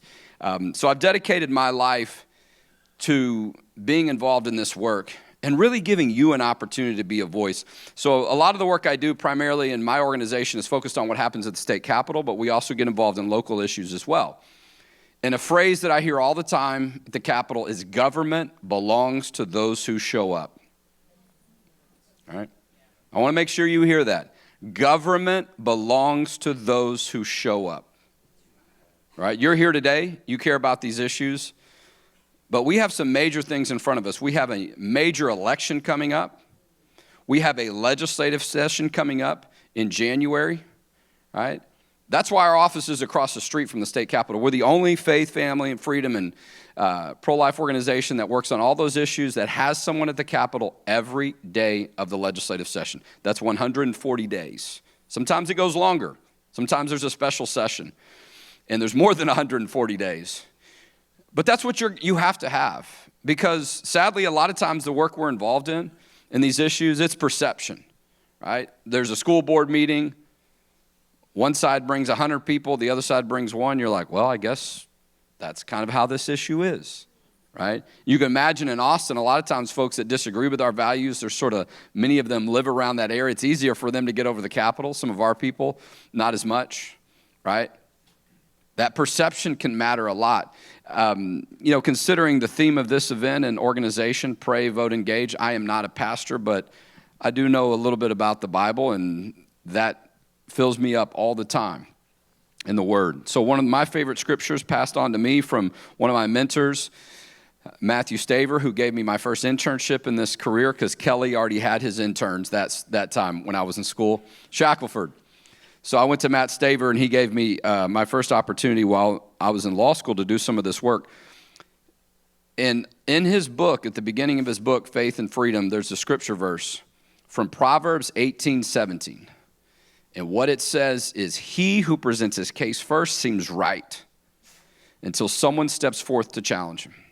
How many of y'all have been in that kind of circumstance where someone says something and you're like, wow, I guess that's true. No one says anything to respond, and everyone's sort of wondering. I remember when I was a law student at the University of Houston, I sued my university to protect the free speech rights of the pro-life group I was leading. Any lawyers in the crowd that sued their university when they were a student? It can make it a little bit tougher for you to get that degree, okay, and that diploma. But listen, I didn't know anyone. I didn't have any access to power, influence. But I went there hoping to have the skills and learn the things that I needed to learn to be an advocate. But I didn't realize I was going to be a client. I was looking to be the lawyer, right? Someone who represents someone. And here I found myself in the middle of a major lawsuit. The university was treating us different because of our pro-life groups. There was a young lady that came to one of the events, and she said to me, "You don't have any reason or any rights to talk about the issue of life because you're a man." Oh, okay. You know, college people say a lot of things, kids. And I said, okay, so let me make sure I understand. Not just me, but any man. Doesn't matter what age. No man. And I said, okay, even if they're in authority or power, no. Okay. I said, are you aware of the sex of the Supreme Court justices that decided Roe versus Wade? She was quiet. I said, they were all men. How is it that they had a right to make a decision on that issue and I don't? Right? Stopped in her tracks. Oh, that's different. You hear that? It's not. I just made my point and just left yours on the floor. I mean, but it takes that ability to be able to come back. Sometimes we're not ready for that, right? That's what we do at the Capitol. We train very hard to be ready for those circumstances. I want you to be in a position to do that as well.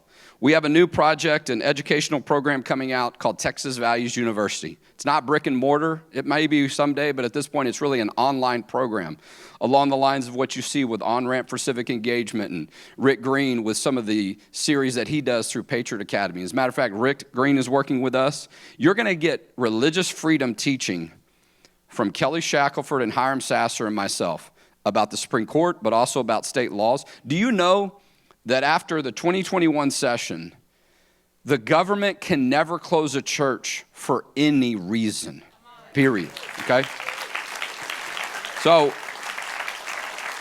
I've had the honor of every religious freedom law that's been passed the past 15 years. Myself and our organization have led that effort. We led the effort to pass the Texas Heartbeat Law and many other pro-life laws and so on. But you have to be equipped, right? We want to do that. We want to give you that information and knowledge so when someone says something like that doesn't make sense, you're prepared to respond. Or at least you can be engaged in the conversation. You can participate and have something thoughtful to say. But I make that point because sometimes those things ring out there and you're like, wow, I'm not sure what to say as a result, and it's left other people thinking that maybe that's true. And sometimes it's designed that way, right? And we see that a lot. There's a lot of hostility sometimes making you be afraid. Gosh. I mean, we're in a church today. Is somebody going to file a lawsuit? Is the ACLU going to show up? Come and take it, I say. Bring it. I'm ready to go to court, okay? But for decades, churches have been sent letters during this time period by the Americans, Americans United for Separation Church and State, and many of those, because I've seen those letters.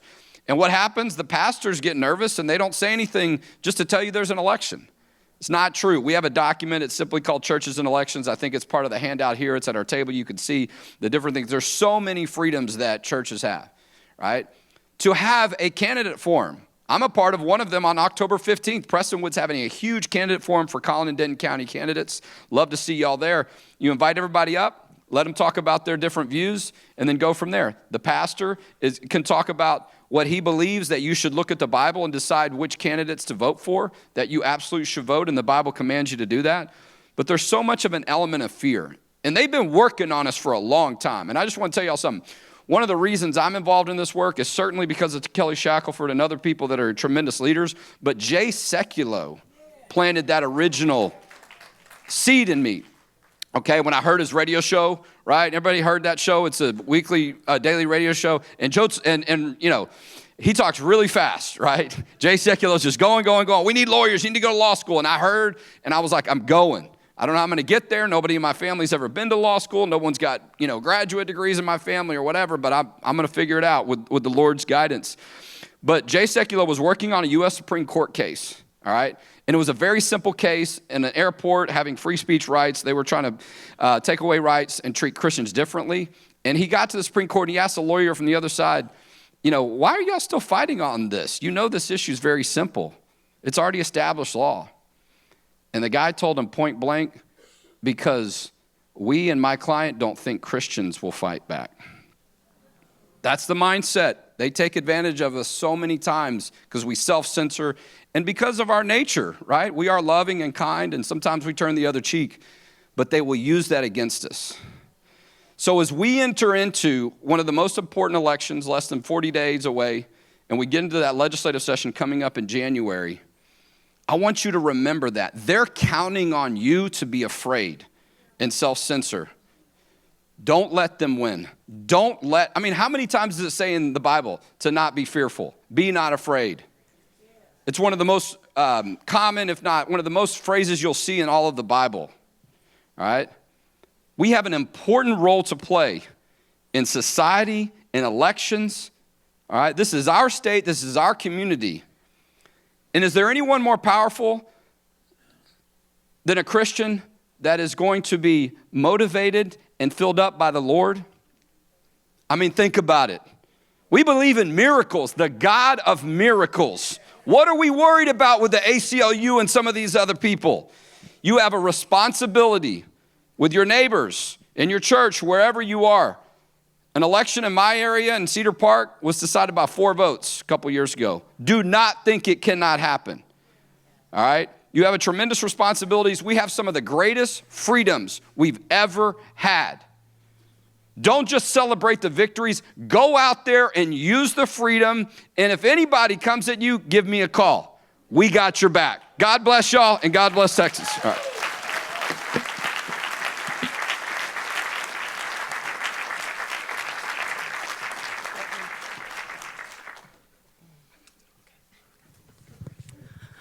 All right. Woo, man, Jonathan gets you fired up, doesn't he? Well, I want to introduce you to our friends that are out in the lobby real fast. We are changing things up a little bit this year. For those of y'all who've been to a Christians Engage conference before, we wanted to spend more time with us getting to know each other and networking. And I want you to meet our ministry partners. These are our friends. We gave them free tables this year. We're not charging them a dime because these are the people that we are in the trenches with day in and day out, okay? I want you to notice in your bag, you guys should have all got a bag if you have it back at your hotel or you brought it. There is a card by our friends at Patriot Mobile. Patriot Mobile is the only conservative Christian mobile company in the country. It's time that we start using our money and putting our money with people that care about our values, okay? I've been with Patriot Mobile for the last 2 years, and there's a code on there. If you decide to switch your cell phone service, you can do T-Mobile, Verizon, AT&T, all of the ones you are currently on, but switch it to Patriot Mobile. They'll probably save you money. And if you tell them or you go to their website and put in CE as the code or talk to them and say, I want to do the nonprofit CE, Christians Engage is going to get a amount of that every month from your cell phone bill. So this is another way you can support the ministry, and that adds up month after month to help the ministry. Also, our friends, Jason Rapert at the National Association of Christian Lawmakers couldn't be with us, but we're actively with Jason, helping him encourage Christian lawmakers, ministering to them, helping them push policies, and doing the things they need to do. So I'm going to pass it down, or here we go. Tim is going to start us out with Wall Builders. Yeah, my name is Tim Barton. I'm the president of Wall Builders. We are probably the organization with the largest private collection of original documents from the founding era. We have documents, letters from every single founding father. Our focus is to study American history and try to reteach Americans what they never learned or the truth that they maybe heard the opposite of. And we actually work to try to restore that biblical foundation, presenting America's forgotten history and heroes, and then emphasizing the religious, the moral, the constitutional foundation. We work inside of education. We work with churches and pastors, and we also have a legislative network where we work with about 1,000 legislators in all 50 states, trying to help get good policy back in the nation. If you want to find out more, we have a booth right outside, or go to wallbuilders.com. Awesome. Hello, everybody. Is this on? Hello. Hello, everybody. My name is Tammy Barrier. I'm the executive director with Yaku Boyens Ministries. We fight the sexual exploitation and trafficking of children and women. I wish you all could help us work myself out of this job. I never thought we'd live in a state or a country where our children are so under attack. if they have a device, if they have a computer, I promise you, they have been contacted by a groomer and a trafficker in a chat room. We cannot sound the alarm fast enough for you to be knowledgeable, get education, and understand how to protect your family, your children, your grandchildren, your nieces, your nephews. This past week, we were in Illinois. We were there to speak to private schools and public schools, train law enforcement, hospitality, and pastors. We were told at the last minute we could not go into public schools because they know that Yaku talks about God and that he might reference scripture. So we were shut out of the public schools. Those thousands of children did not get to hear the warning and the message of how they might potentially fall prey to a trafficker. We got our first case yesterday. We have a 16-year-old girl in that public school who's being trafficked online.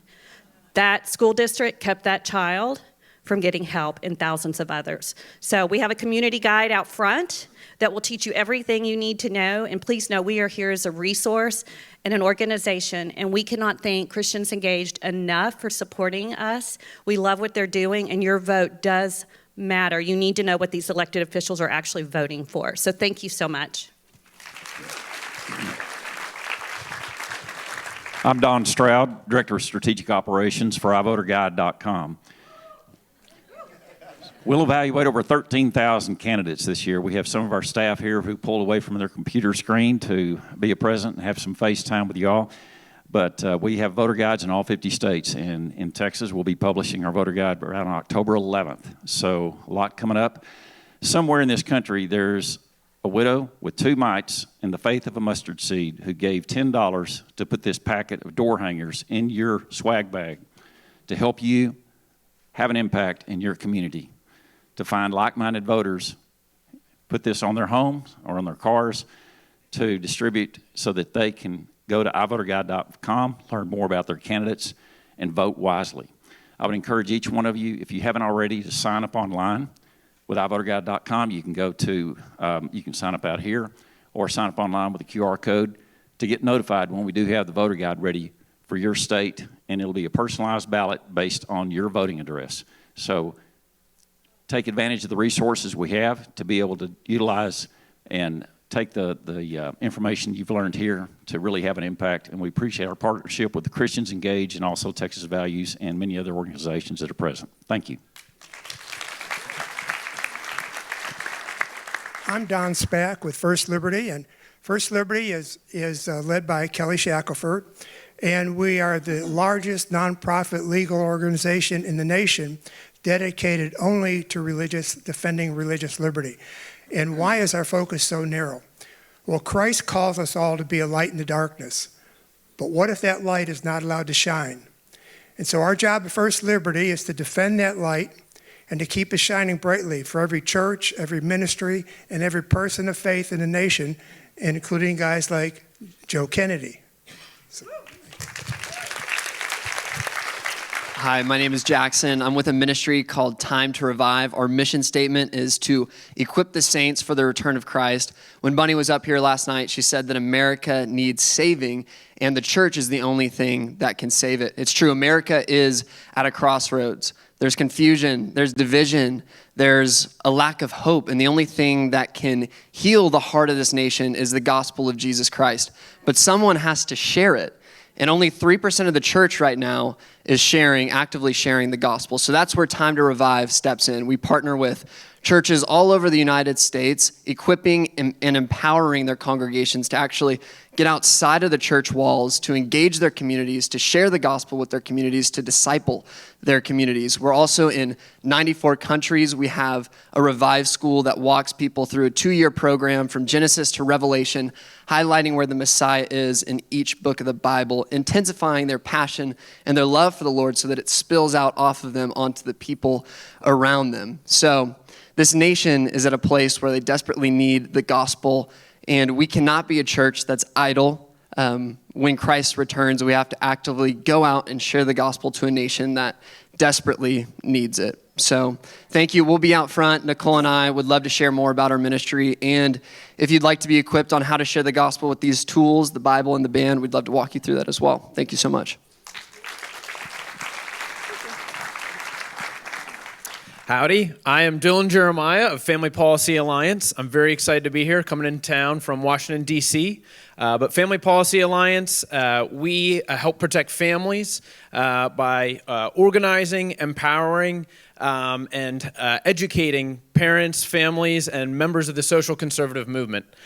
So some of the things that we work on in the legislative world, it can be stopping abortion, it can be stopping all this crazy woke gender ideology and sexual orientation stuff. You name it, we're on top of it. What makes us really unique is we're the only pro-family organization that has 40 state-based allies. So we have hundreds of folks working on that, whether it be here in Texas with Jonathan Saenz, who you all just heard from earlier, or out in California and Florida, North Carolina, Virginia, you name it, we're working on it. And then me, like I said, I'm in Washington, D.C., up on Capitol Hill doing all this stuff at the federal level. So God bless you all for the work that you're doing here in the state, because it's real slow in Washington. But it's coming. It's coming. We know the final chapter. We know the final book. We know that he wins in the end. We just got to show up and be engaged. So thank you all. Would love to connect out front here at our booth. Family Policy Alliance, myself and Craig will be there. So please, we'd love to chat with you all. Hey everybody, my name is Alexis Jones and I am here on behalf of Human Coalition. And Human Coalition is a national nonprofit pro-life organization. So we have 3 pillars. Everybody say reach, rescue, restore. Awesome. Well, Reach, Rescue, Restore is our 3 pillars that we have. We reach women online as they are actively looking for an abortion, with innovative marketing that is right above Planned Parenthood. So what we do after that is we rescue. So we want to rescue that baby from a potential situation that that mom knows nothing but abortion. So we want them to know their options outside of that. That is not the answer. We want them to be able to learn how to parent, and if that's not possible, to adopt and put that baby up for adoption where that family wants to grow a family, but they may not be able to. And so we want to help that initiative as well. Then we go to Restore.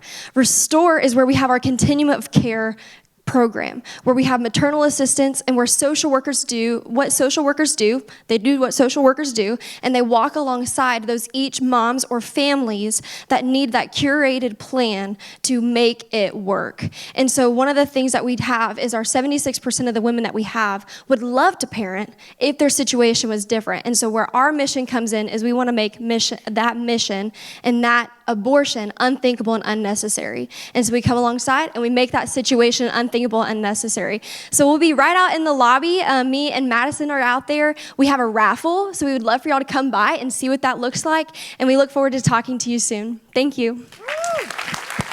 We're so blessed with these ministry partners. These are not only we have a lot of other allies, but these are our favorite friends.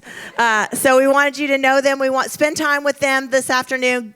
Really, this is about activating you for your call. So if any of these speakers said, go talk to them, and I believe God's going to lead you in the direction you're supposed to go. Amen? All right. Tim Barton is the president of Wall Builders and spends countless hours researching the truth of America's founding and exposing the lies regarding our history that currently permeate our society. Tim's ability to tell the story of America's past while helping audiences understand how that connects to the present and what steps should be taken for the future has inspired audiences nationwide. This son of David Barton has been contributor to the Epoch Times and a frequent guest on numerous television and radio programs. He is co-author of the wonderful book series, The American Story, with his father.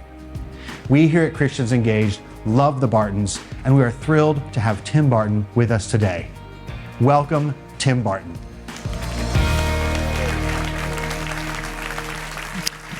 Check.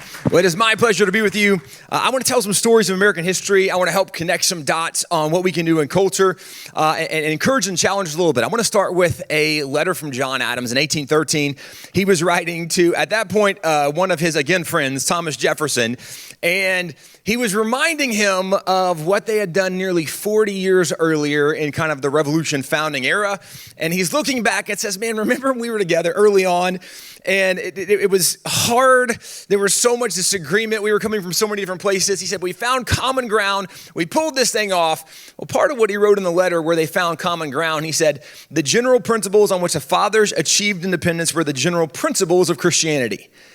Now, it's interesting that as they were looking for common ground, the place he identified they found common ground were the principles of Christianity. Now, why I think that's really cool and kind of interesting is because in our modern era, we generally hear the founding fathers were not religious, or we hear about separation of church and state. And I guarantee you, the students that are in public school today are learning very negative things about the founding fathers, not the least of which being that they were irreligious, atheists, agnostics, and deists. But in previous generations, they used to study history and not just listen to what some professor wrote or what some modern academic says. And actually, there was a professor at Duke University. Her name was Alice Baldwin. In the 1930s, 40s, and 50s, she was at Duke University. But in 1928, she wrote a book called The New England Clergy and the American Revolution. And in this book, she identified that every single issue found in the Declaration had first been preached by pastors in American pulpits prior to 1763, concluding that when the founding fathers got together and they're discussing all of their ideas for independence and all of the problems we have with the king, everything they discussed, she identified it wasn't their unique ideas they were presenting. They were repeating what they had learned from their pastors over the previous several decades. Now, why this is interesting, in her book, she actually identifies not only the pastor, but the sermons in which they dealt with those issues and topics. So she's able to track this back and identify it. Now, part of why this matters in modern context is because when the modern narrative is the founding fathers weren't religious, they didn't believe in God, but then you see that the ideas they got were from their pastors, which also just is an interesting contrast from where most pastors are today, right? That most pastors don't want to deal with the controversial issues. They don't want to offend people, et cetera, et cetera. No, back then, I mean, they were calling it out. That's what the Word of God says, what the king's doing. He's totally wrong. That's what we should be doing. Well, if you look at the founding fathers, most people don't think of the founding fathers as being mentored or influenced by their pastors, but it really does show just how little of their stories we actually know. For most people, if we said the names George Washington or Thomas Jefferson, James Madison, Benjamin Franklin, we would all know those names. But if I said, tell me a story about them, we would have a hard time coming up with many stories. And the problem is the familiarity with the name has led us to the assumption that we know much more than we actually do. Most people don't know that much of the story, and if we did, we would know why people like Alice Baldwin could so accurately say these people were more influenced by their pastors than anybody else. Part of the reason we can know that historically, the very first time the founding fathers ever met was September 6, 1774. The very first motion made, John Adams says Thomas Cushing of Massachusetts made the very first motion that they open with prayer. There was then a painting done depicting that first prayer meeting. This is the painting depicting the very first time the founding fathers got together in their opening prayer. Now, John Adams, one of the guys who was there, wrote Abigail 11 days after this happened and said, Abigail, it was amazing. He identified the opening prayer lasted for nearly 2 hours. Now, I love Jesus a lot. But if I showed up to a political meeting and they're like, we're just praying the next 2 hours, I'd be like, whew, like I would need to mentally prepare just a little bit, right? I mean, we hang out, Jesus, we talk all the time, but 2 hours is a long time. Well, this isn't like these were the spiritual leaders.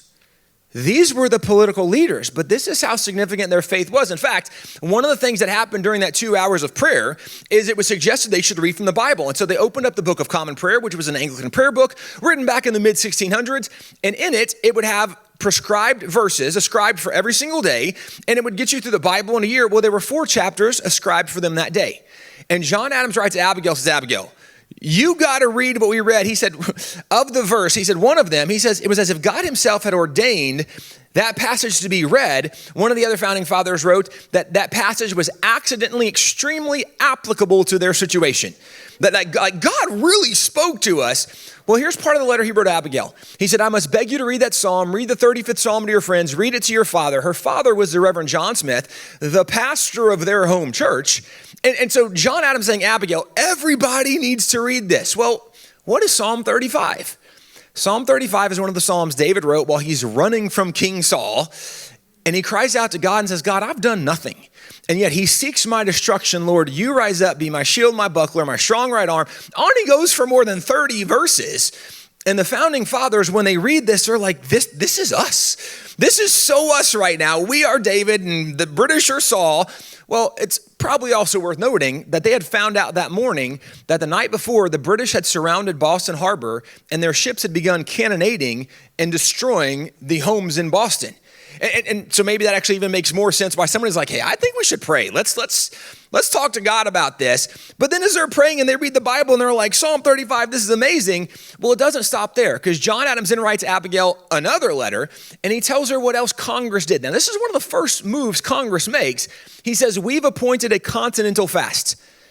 One of the first things Congress does as a group of founding fathers coming together in this nation is they call for a day of prayer and fasting for all the colonies. And this is part of what John wrote Abigail.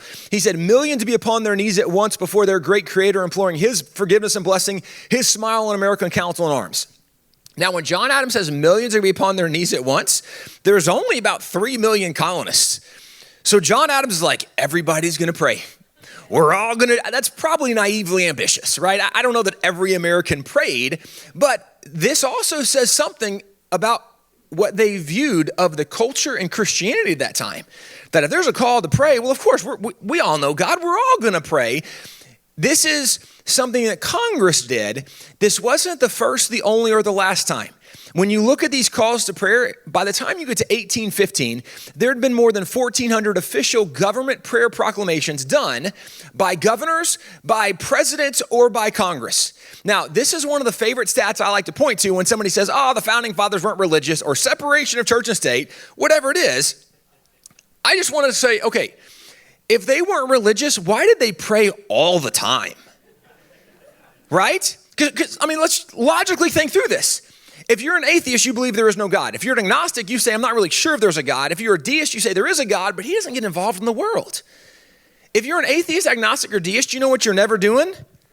That, right? Not even one time, right? They did it 1,400 times. And if you're not real good at math, to get to 1,400 by 1815, that means you had to pray a lot every year. That's the math on that, okay? This is the founding fathers. Well, the first time it happened for the founding fathers was in the American Revolution. Well, they did 15 of these in the Revolution. And there were two kinds of prayer proclamations. There was one for prayer and fasting, and this was what this first one was. And this was also logical. If they needed God's intervention, they would have a time of prayer and fasting. And then several months later, they would do one for prayer and thanksgiving where they would say, you know, all those things we prayed and asked God to help with, we should go back and thank God for how God intervened on our behalf. Well, this is what they did back and forth 15 times during the American Revolution. The first one was for prayer and fasting, and it wasn't very long after this that John Adams actually wrote Abigail another letter. He said, Abigail, he said, we are already seeing incredible things. And in this letter, he goes through and says, the British attacked the fort, and our militia repelled them, and they attacked the town, and the men of the town repelled them. And he goes through all of these unlikely things. But my favorite part of this letter, he says, we just destroyed a 64-gun British man of warship and a 20-gun British man of warship. Now, those are British naval vessels that had 64 cannons and 20 cannons. Now, this is significant to understand in American history. We had been British colonies up until like that moment. When we separate from Great Britain, we don't have a navy. They were our navy, right? Because we were them. Great Britain was the number one military power in the world. The reason they're the number one military power in the world is because they had the number one navy in the world. We didn't have any kind of naval vessels. Now, we did have some business owners in America, and they did own ships they would use for trading. So we took whatever boats we had. We would take whatever cannons we could find. We'd put the cannons on the boats, and we would try to fight back. If you ever go to Washington, D.C., the Smithsonian Museum of American History, up on the 3rd floor, they have one of the very first ships of the American Navy. It's called the gunboat Philadelphia. This is the gunboat Philadelphia. When John Adams is like, Abigail, it's amazing. We just destroyed a 64-gun British man of warship and a 20-gun British man of warship. My question is, how? Did you row really fast in their direction? Because that's like a rowboat, right? This is crazy. And this was the point. They looked and they were like, this is so crazy. Like, it doesn't even make sense. John Adams wrote Abigail another letter. Says, Abigail, I was eating dinner tonight, and there were men at a table eating dinner behind me, and they were discussing all of these unlikely things we've been seeing happen. And they were trying to figure out, how do we best explain this? And they came up with an explanation that I think is the best explanation I've heard at this point of what's actually going on. Here's what the explanation was. It appears to me the eternal Son of God is operating powerfully against the British nation. So they're discussing, and they're like, how did this happen? And somebody's like, oh, I know. It's Jesus. That's how it happened, right? But keep in mind, for this to be the most likely explanation, that did not come from an atheist, agnostic, or deist. That didn't come from separation, church and state. That didn't come from we don't want God to be a part. That came from someone who knew we were never going to succeed without God's intervention. And so when we see these unlikely things happening, we better make sure we acknowledge where it's coming from. This is the general sentiment. And by the way, I don't have time to go through in the American Revolution. There are dozens of examples where God divinely protected and people should have died and been captured and hung and killed and all this kind of stuff. And God protected so much. Well, by 1778, and this is still kind of early Revolution period, but George Washington wrote General Thomas Nelson Jr. a letter. And he said, it's so obvious that God is working on our side. Here's part of what he wrote in the letter. The hand of providence has been so conspicuous in this that he must be worse than an infidel that lacks faith and more than wicked that has not gratitude enough to acknowledge his obligations. Washington is acknowledging, right? God has been so obvious. If anybody sees what we've been seeing and they can't acknowledge that God's been moving on our behalf, then they must be worse than an unbeliever or more than wicked if they can't acknowledge it's God who's been doing this. Well, his letter didn't stop there. The next line is my favorite. But it will be time enough for me to turn preacher when my present appointment ceases, and therefore I shall add no more on the doctrine of providence. Washington's like, I've seen enough miracles, I could become a pastor. But for right now, I'm going to try to win this war, right? Like, this is his sentiment. This is the way it was through the entire revolution. By the way, in Washington's letters alone, George Washington wrote on more than 250 occasions about God's providence in the American Revolution. Okay? So when people talk about the founding fathers not being religious or God not being a part, you just clearly have not read very many of their writings. Because this is all over their writings. Well, when the revolution finally ends, 1783 is when the Peace Treaty of Paris is signed. These are the three Americans that represented and went and signed that peace treaty. On the left is John Jay, in the middle is John Adams, on the right is Benjamin Franklin. The peace treaty that ended the American Revolution is still on display in Washington, D.C. today. It's in the State Department. It's up on the 6th floor, known as the John Quincy Adams State Drawing Room. If you look at the left, on the top, you see there's Article 10, because there's 10 articles. Bottom left, you see the signatures. David Hartley's with the blue ribbon. He was a British ambassador. Then John Adams, Benjamin Franklin. The one that's kind of just out of reach is John Jay. What is significant about this? This is the document that ended the revolution. It brought peace between America and Great Britain. It established America as a free and independent nation. Notice the title of the document. In the name of the most holy and undivided Trinity. You know, America became a nation in the name of the Father, the Son, and the Holy Spirit. It's literally on the document. That is the weirdest title for a peace treaty I've ever seen. Why would you do that? Well, it's possible somebody had read Proverbs 3 that morning. In all your ways, acknowledge him, and he will direct your step. I mean, they're acknowledging him on the very top of the document. This is the kind of stuff that when you actually study the history and see the documents, read the letters, it actually makes sense why John Adams would remind Jefferson it was the principles of Christianity. Like that's how we pulled this off. That's how we did what we did. And if you go even further, when George Washington became president, at the end of his 2 terms, he delivered what's considered the most significant political address ever given, known as his farewell address. In his farewell address, he was giving advice on how America could succeed in the future going forward. And part of what he wrote in the farewell address, he said, of all the dispositions and habits which lead to political prosperity, let's point out, political prosperity is how a nation succeeds. Okay, so if a nation is going to succeed, that's what we're talking about. He says, of all of the things we could do to help a nation or America succeed, religion and morality are indispensable supports. If you've never read the Farewell Address, I encourage you to go read it. It's quite remarkable. He gives so much good advice. He talks about avoiding foreign entanglements and avoiding debt. He talks about making sure that we prioritize principle over a love of party. So much good advice. But if you read it, there's only one time he said something is indispensable. Indispensable means you can't do it without it.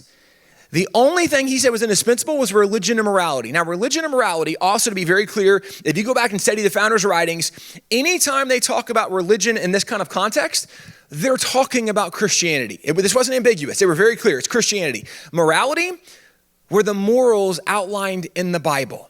What Washington is saying is without Christianity in the Bible, this whole thing's not going to work. He continued, in vain would that man claim a tribute of patriotism who should labor to subvert these great pillars. Meaning if you're against religion and morality, you don't love America. The following year, John Adams became president.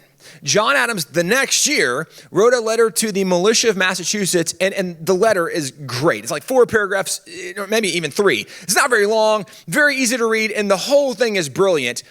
I'm just going to quote one excerpt. You've probably heard it before where he says, our Constitution was made only for a moral and religious people. It is wholly inadequate to the government of any other. Now, why would he say that?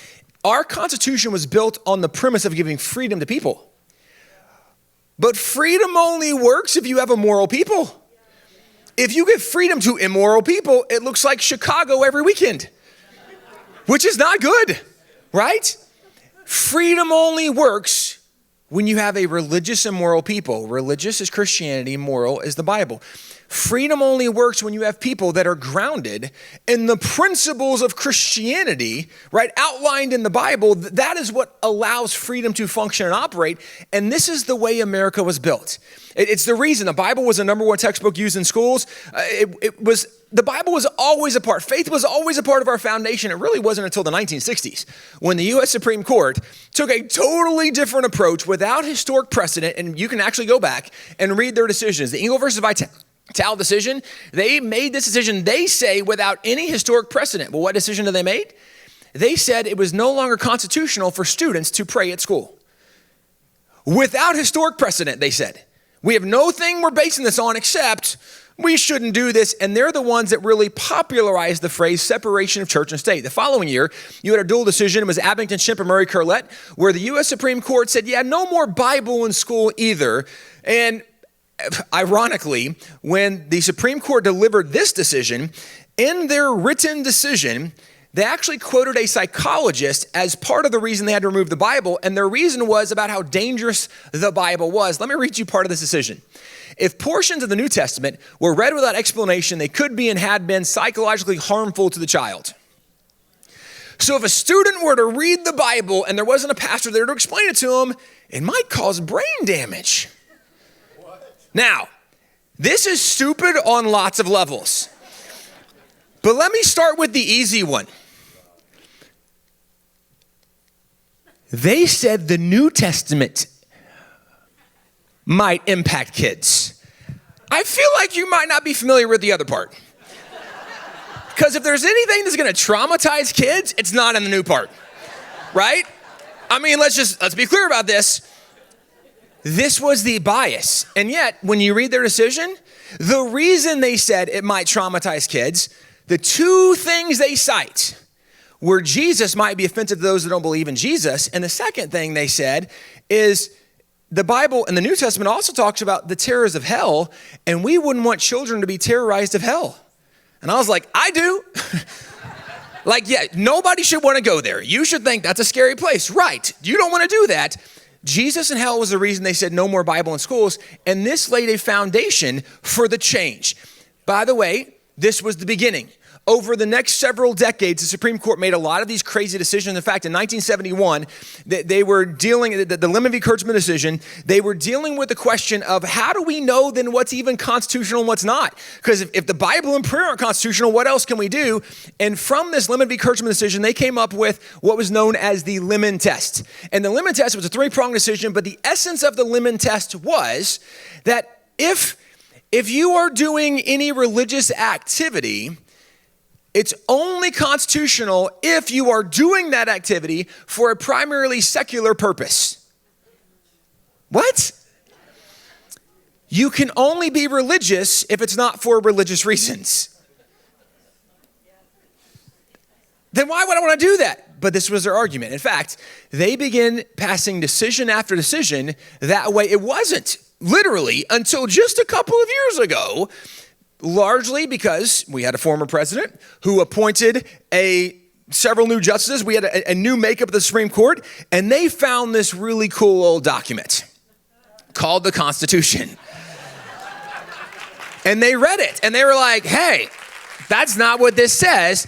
And let me walk you through the sequence, because most Americans have no idea how significant the change is that we now have opportunities to do things we've never been able to do in our lifetime. In 2019, there was a Bladensburg Cross decision. It's a World War I memorial cross. At the end of World War I, a group of mothers got together, they raised the money, and they erected this cross to their sons who were killed in World War I. Well, a couple of years ago, there was an atheist walking by, saw the cross, got offended. The Supreme Court went back, or actually it was lower courts first, made its way to the Supreme Court. Lower courts went back and reviewed it, and they said, well, these mothers erected it, but they were clearly religious. Dedication was religious, so they erected this for religious reasons. That is actually a violation of the Lemon decision, so because they were being religious for religious reasons, so that's unconstitutional. So the lower court said, we have to tear down this World War I memorial. Fortunately, it went all the way to the U.S. Supreme Court. The U.S. Supreme Court looked at it, and they were like, that's crazy. We're not tearing down a World War I memorial. Part of the decision they released and why this was constitutional to remain standing, they said, long-standing religiously expressive monuments, symbols, and practices require a strong presumption of constitutionality. That's part of their written decision. Meaning, if there's something we've always done, it's probably okay. That was their idea. Now, that shifted significantly the idea of what is constitutional and what's not. Because now we're not saying, well, if you're not doing it for secular reasons, no, now we're saying if there's a historic precedent. Well, you know what there's historic precedent for? All kinds of stuff. Well, this was the beginning. This was 2019. Then in 2022, there was another chink in the armor, and this is from the ripple effect of that Bladensburg Cross decision. There was a city of Boston, had 3 flagpoles flying in front of the city, and one was the American flag, one was a city flag, and the third flagpole, they would allow people from the city to come and fly whatever flag they wanted to. The city flew over 200 flags and only told one group no. There was a group of Christians, and they wanted to fly a Christian flag. And they said, oh, you can't fly the Christian flag. Why? Because you want to do it for religious reasons, and that violates the Lemon decision. This was a shirtless versus city of Boston. Also, interesting, it was a 9-0 decision from the current Supreme Court, or relatively current, when they said, the city of Boston, you are totally wrong. Justice Stephen Breyer is a liberal justice on the U.S. Supreme Court, and Justice Breyer, he explained, you're citing the Lemon decision, which was bad from the very beginning. This is liberal justice saying this. It was bad from the very beginning. Here's part of his written decision. He said the Lemon decision was issued during a bygone era when this court took a more freewheeling approach to interpreting legal texts.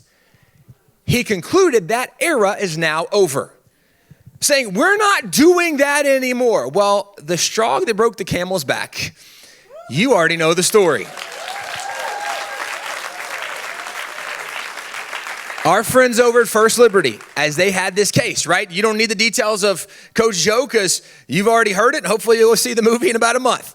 But as this all unfolds, the only reason he was fired was because of the Lemon decision. This makes it the U.S. Supreme Court. And the U.S. Supreme Court says, okay, you know what? Not only are we reinstating him and all that entails, but we are now forever removing Lemon.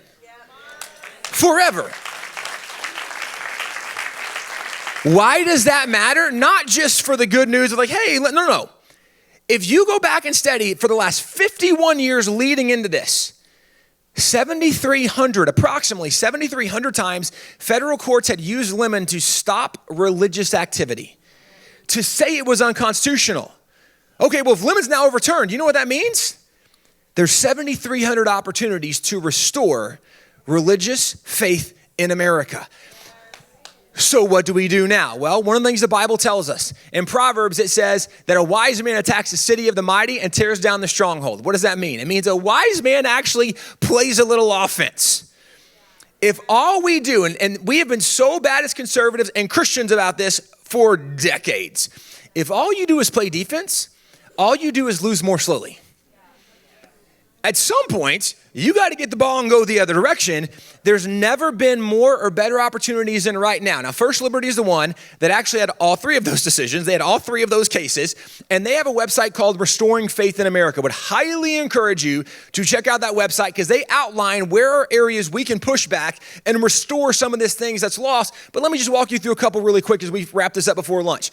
The 10 Commandments is a great example. If you are not familiar, earlier this year, Louisiana passed a law. Governor Landry signed it that in Louisiana, the 10 Commandments will now be reinstated in every single public school classroom in the state. Because the only reason they were removed in 1980 with Stone v. Graham, the Lemon test was used to say, hey, we're not putting these up for non-religious reasons. It's clearly religious, so we have to remove them. 10 Commandments can now go back up. Imagine the change it would be if every public school student in the nation was learning things like honor your father and mother. Well, that might solve some of the gender confusion as well, right? There's a mom and there's a dad, right? Family units, important. Don't murder. Don't steal. I mean, how might things change just by reminding kids there's a God, he's got standards? Well, it goes even further than that. Because memorial crosses, we were being told that whether they be in city cemeteries or federal property or in city parks, you can't have these kind of memorials. Memorial crosses are now legal anywhere we want to put crosses. We can put crosses up. Also, every single government meeting, whether it be a school board, whether it be a city council, a mayoral, a governor, any kind of public city meeting can now open with prayer. We can once again bring God back into the equation. Similar, looking at nativity scenes. It used to be that nativity scenes were prominent, and every Christmas nativity scenes were there. We were told initially you can't have nativity scenes because you're only doing it for religious reasons, and so Christians made a compromise. And part of the compromise was you're allowed to put up nativity scenes as long as there are as many non-nativity items like your Rudolphs, right? Like your other things, your snowmen, whatever else. Because then you can say, well, it's just a Christmas celebration. I'm not anti like St. Nick. I'm not anti Rudolph. But maybe it's time that we once again just go back and remind kids the reason for the season. Right? Maybe back in our city library, maybe back on our courthouse, maybe back in our school libraries or in front of our schools. By the way, also, kids were told you can't sing certain carols because they talk about Jesus.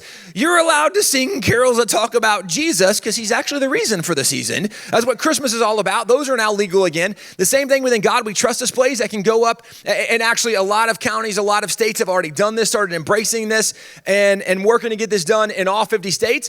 But it's interesting, if you go back and read Romans, one of the things that God acknowledged, the reason that people's hearts turned so badly against him is they did not recognize God as God. Well, even reminding, right, just having kids see this, in God we trust, there is a God, right? Government's not God, you're not God, there's an actual God. What a novel thing to go back to. And even the idea of student-led prayer, every single day at public school can open with prayer. Every single sporting event can open with prayer. As long as a student leads it, we can restore prayer back in public schools. Similarly, we can have the Bible back in schools. The Bible can be taught in public schools where it is the only textbook in that class. And even if we want to teach the Christian heritage of America, those are now legal to do in the nation. Also, even the idea of science. According to the modern Supreme Court interpretation, you can give as much time studying creation as evolution because you're giving equal treatment to the options of maybe where the universe came from. So every high school science teacher, we can talk about God and the origins of the universe. And by the way, all of these things, you can be defended and represented for free by some amazing organizations out there if people just had the courage to do it. And there's more than 7,300 opportunities to restore this. So what should we do? It's time for us to roll up our sleeves and play some offense. Okay?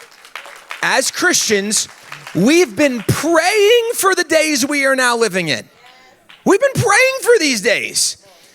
But too many people are getting discouraged. They're being disappointed. They want to stay home. They don't want to be a part of it because there's a fight and there's a struggle. Yeah, there's always going to be a fight and a struggle. Guess what? When Jesus comes back, he's bringing a sword. There's going to be a fight and there's going to be a struggle. There's always a fight and a struggle. But if only one team shows up to play the game, I know who's going to win. It's time that Christians, we recognize we've never had a better opportunity to do this right now in our nation. Let's roll up our sleeves. Let's get back to work. Let's make a difference. God bless you guys.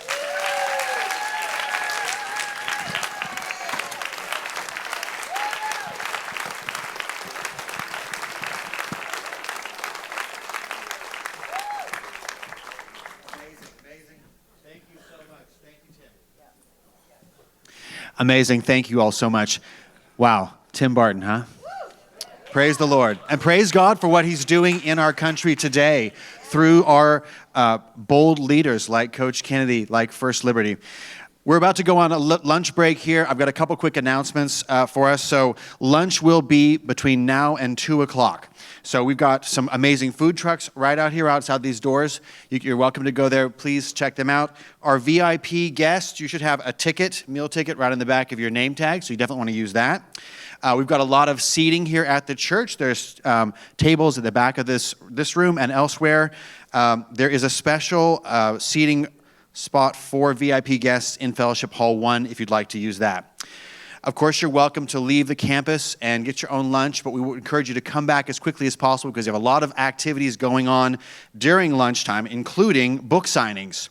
Bunny, Tim Barton, and Congresswoman Hartzler will be signing their amazing books right out here in the foyer at 12:15, from 12:15 to 12:45. So don't miss that. Coach Joe and Denise Kennedy will be signing their book from 1:30 to 2. Right out in the lobby. We also have photos for our VIP guests at 1 o'clock with Coach Joe and Denise, at 1:30 with Congressman Nathaniel Moran. And that's in Fellowship Hall 2, I believe. Is that correct? Fellowship Hall 2. So VIP photos 1 and 1:30. This is also a great time for you to get to know our ministry partners. Obviously, they were up here a minute ago. They're amazing. We love them. We know you will love to get to know them. So please go visit each of their tables and spend some time getting to know them over this break as well. I want to make a quick announcement that Congressman Michael Cloud and his amazing wife, Roselle, were not able to be here with us this weekend due to some last-minute changes, but we just want to announce and just state publicly how much we love them, how grateful we are for their ministry, and all they're doing for our country. So please do keep them in prayer as they're fighting for us and for our freedoms. And then finally, there are stacks of wonderful Pray America signs, Pray for America signs right outside the front door. So those are free, and they're meant for you to take home and put in your sign so you can remind yourself and your friends and neighbors to pray for our country. So having said that, you're dismissed for lunch. Thank you so much. Have a great time. God bless you. We'll see you soon.